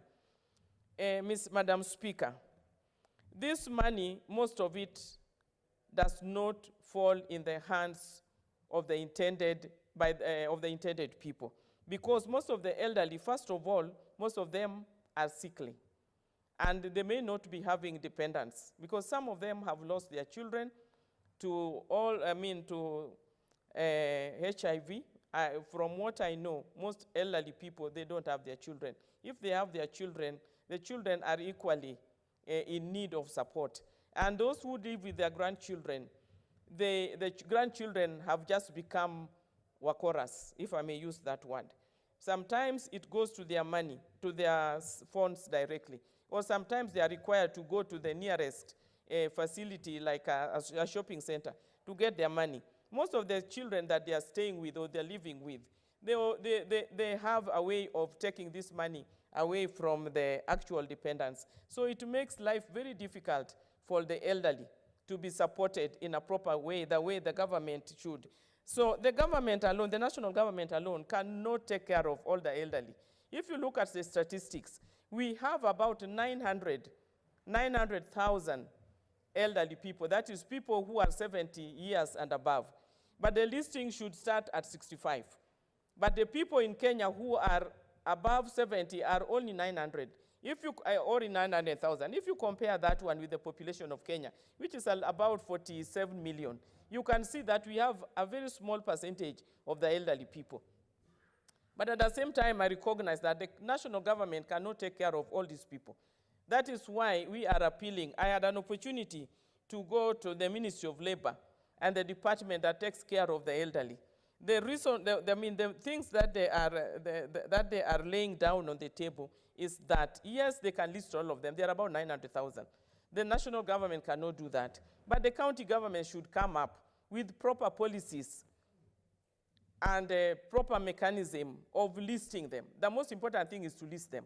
Some people are not even listing because it goes through the chief, the sub-chief, the chief, and the DO, and so on. So some people, you find that some people are listed who are not even the elderly. And I can give an example of even my own village, where I know of particular people who have been listed by the chiefs or the sub-chiefs, but they don't even qualify. So we miss the target. But if it can, this responsibility can be taken to the county governments, because nowadays we have the village elders, we have, it has been structured from the village elder to the ward admin, to the sub-county, and then to the county. It means that we can capture everybody who is elderly. And the government can take the percentage that they can take. But the rest of the percentage should be taken over by the county governments. Because if you look at those people, the way they live, I've had an opportunity when I was serving as the women representative, and I worked with an NGO and still work with them up to now. Miral is an NGO being supported by the Korean government. They took just one ward, and in that one ward, we identified most of the elderly and people living with disability. And then they put up structures of helping them. If you are too poor, they can support you even with somebody. I mean, if you are too old, somebody to take care of you, to cook for you, go get money for you. But how much can you trust if anybody speaks to take care of a person? So we can have our own structures within our villages because we have Nyumba Kumi. Within Nyumba Kumi, we know the elderly. We know the people living with disability. We know people who should be supported.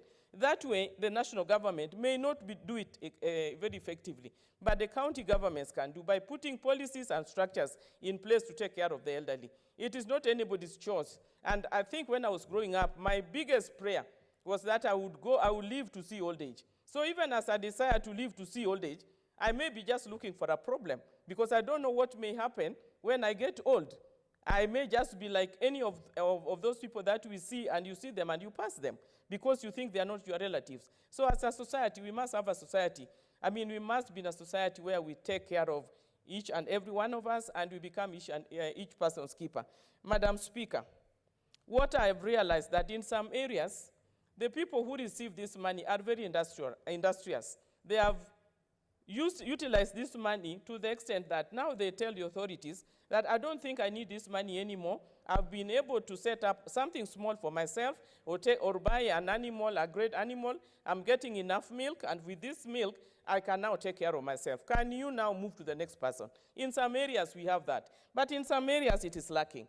That is why it is important for us to do some financial training for these people with the money that they receive. Because some people, they think they will receive it like that forever.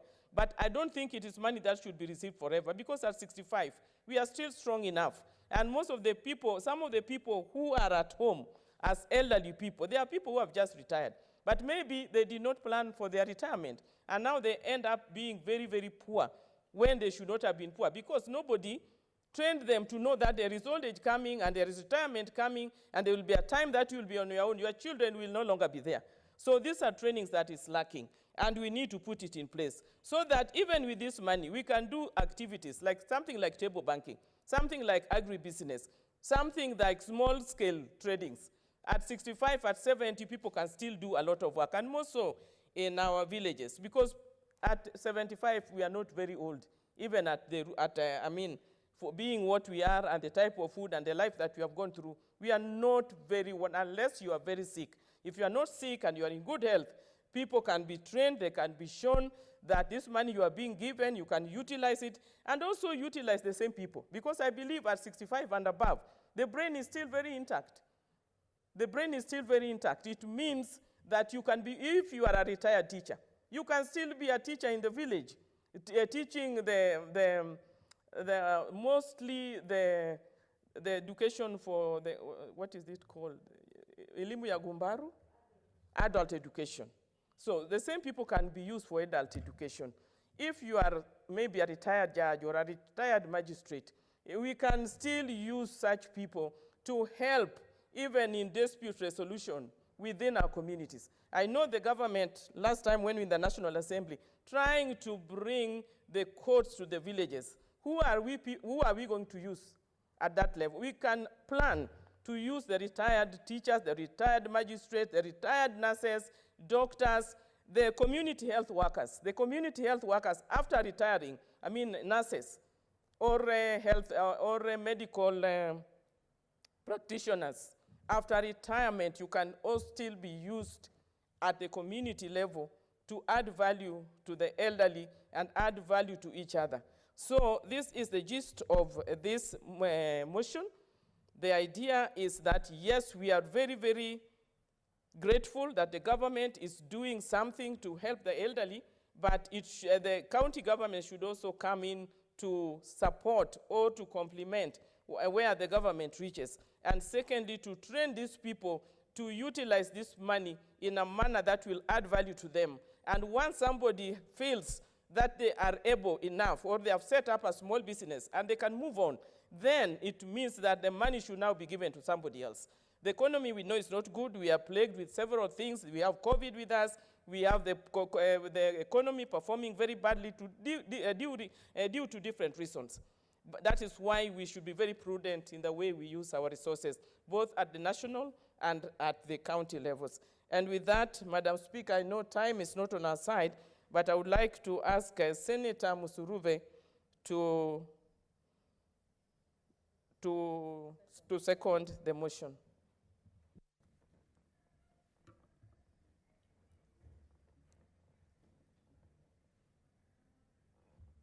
Senator Musuruve. Honorable Speaker, thank you for giving me this opportunity to second the motion by Senator Nyamunga. And I want to start, Honorable Speaker, by congratulating Senator Nyamunga for coming up with this statement. Indeed, this is a statement that is important.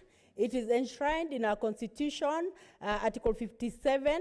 It is also enshrined in the BBI report, and I want to thank Baba Raila Amolo Odinga, together also with the President, for coming up with a handshake and ensuring that it is in the BBI report. I want to say, Honorable Speaker, that the origin of this cash transfer started way back in 2006, as Senator Nyamunga has actually mentioned, and it started in 3 districts, the then districts, as an experiment, as a pilot project. It started in Thika, it started in Nyando, and then it was implemented in 2007 in Busia. Honorable Speaker, when it was implemented in Busia, it started as a rapid response initiative, and by that, the objective of starting this was to have a predictable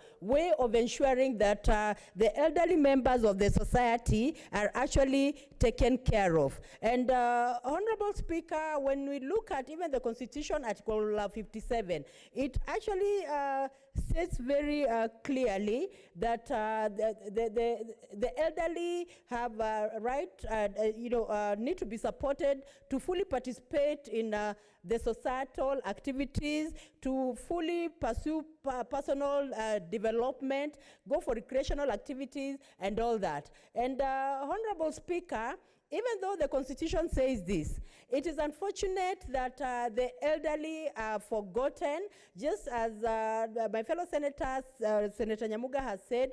They are forgotten, they are desperate, they live in abject poverty. And Honorable Speaker, I want to say that even the steering committee of the BBI report, when it went round gathering information about the elderly, this came out very clearly on page 8 of the BBI report, that the elderly feel that they are neglected, that even the efforts that they did during their active years are not being acknowledged, and they've expressed that they were helpless, they are hopeless. So these are some of the things that really came out during the BBI report. And I want to say, Honorable Speaker, that even though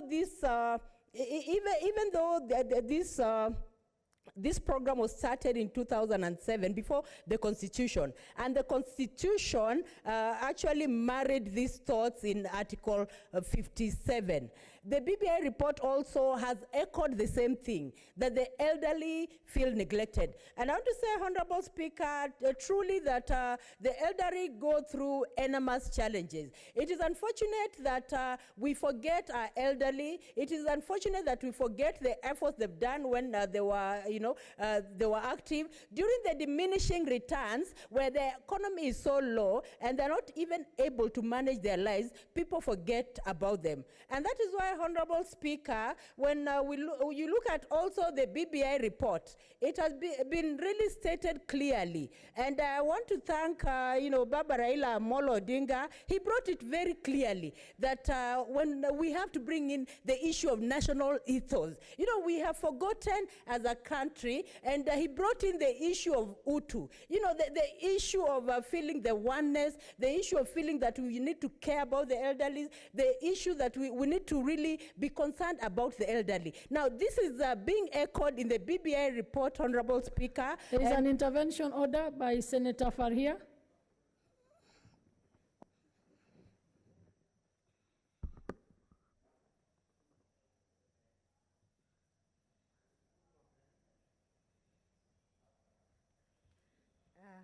Thank you, Madam Speaker. I think a mix of language is not allowed by our standing order. So, Senator Musuruve, you have said Utu without asking the permission of the Speaker to use a different language than the one you started speaking. I thank you.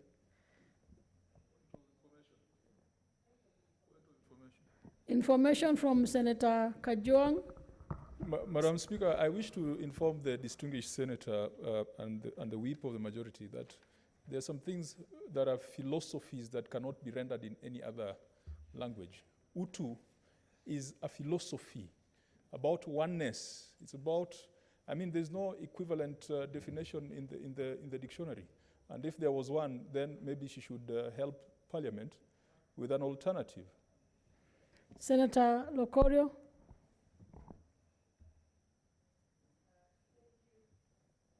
Thank you, Madam Speaker. I also wanted to inform Senator Farhia that there are certain things that really have no translation, and if you did, the meaning would be lost. And in her explanation, she actually tried to expound that in English, what the meaning of Utu is, caring for one another, especially old people. So you are out of order in that case. Thank you, Madam Speaker. It would have been desirable that the Speaker is the one to rule her out of order. Okay, Senator Musuruve, kindly proceed. Thank you, Honorable Speaker, and I want to thank my fellow senators, Senator Kajwang and Senator Lucorio, for coming out clearly to address the concerns of Senator Faria.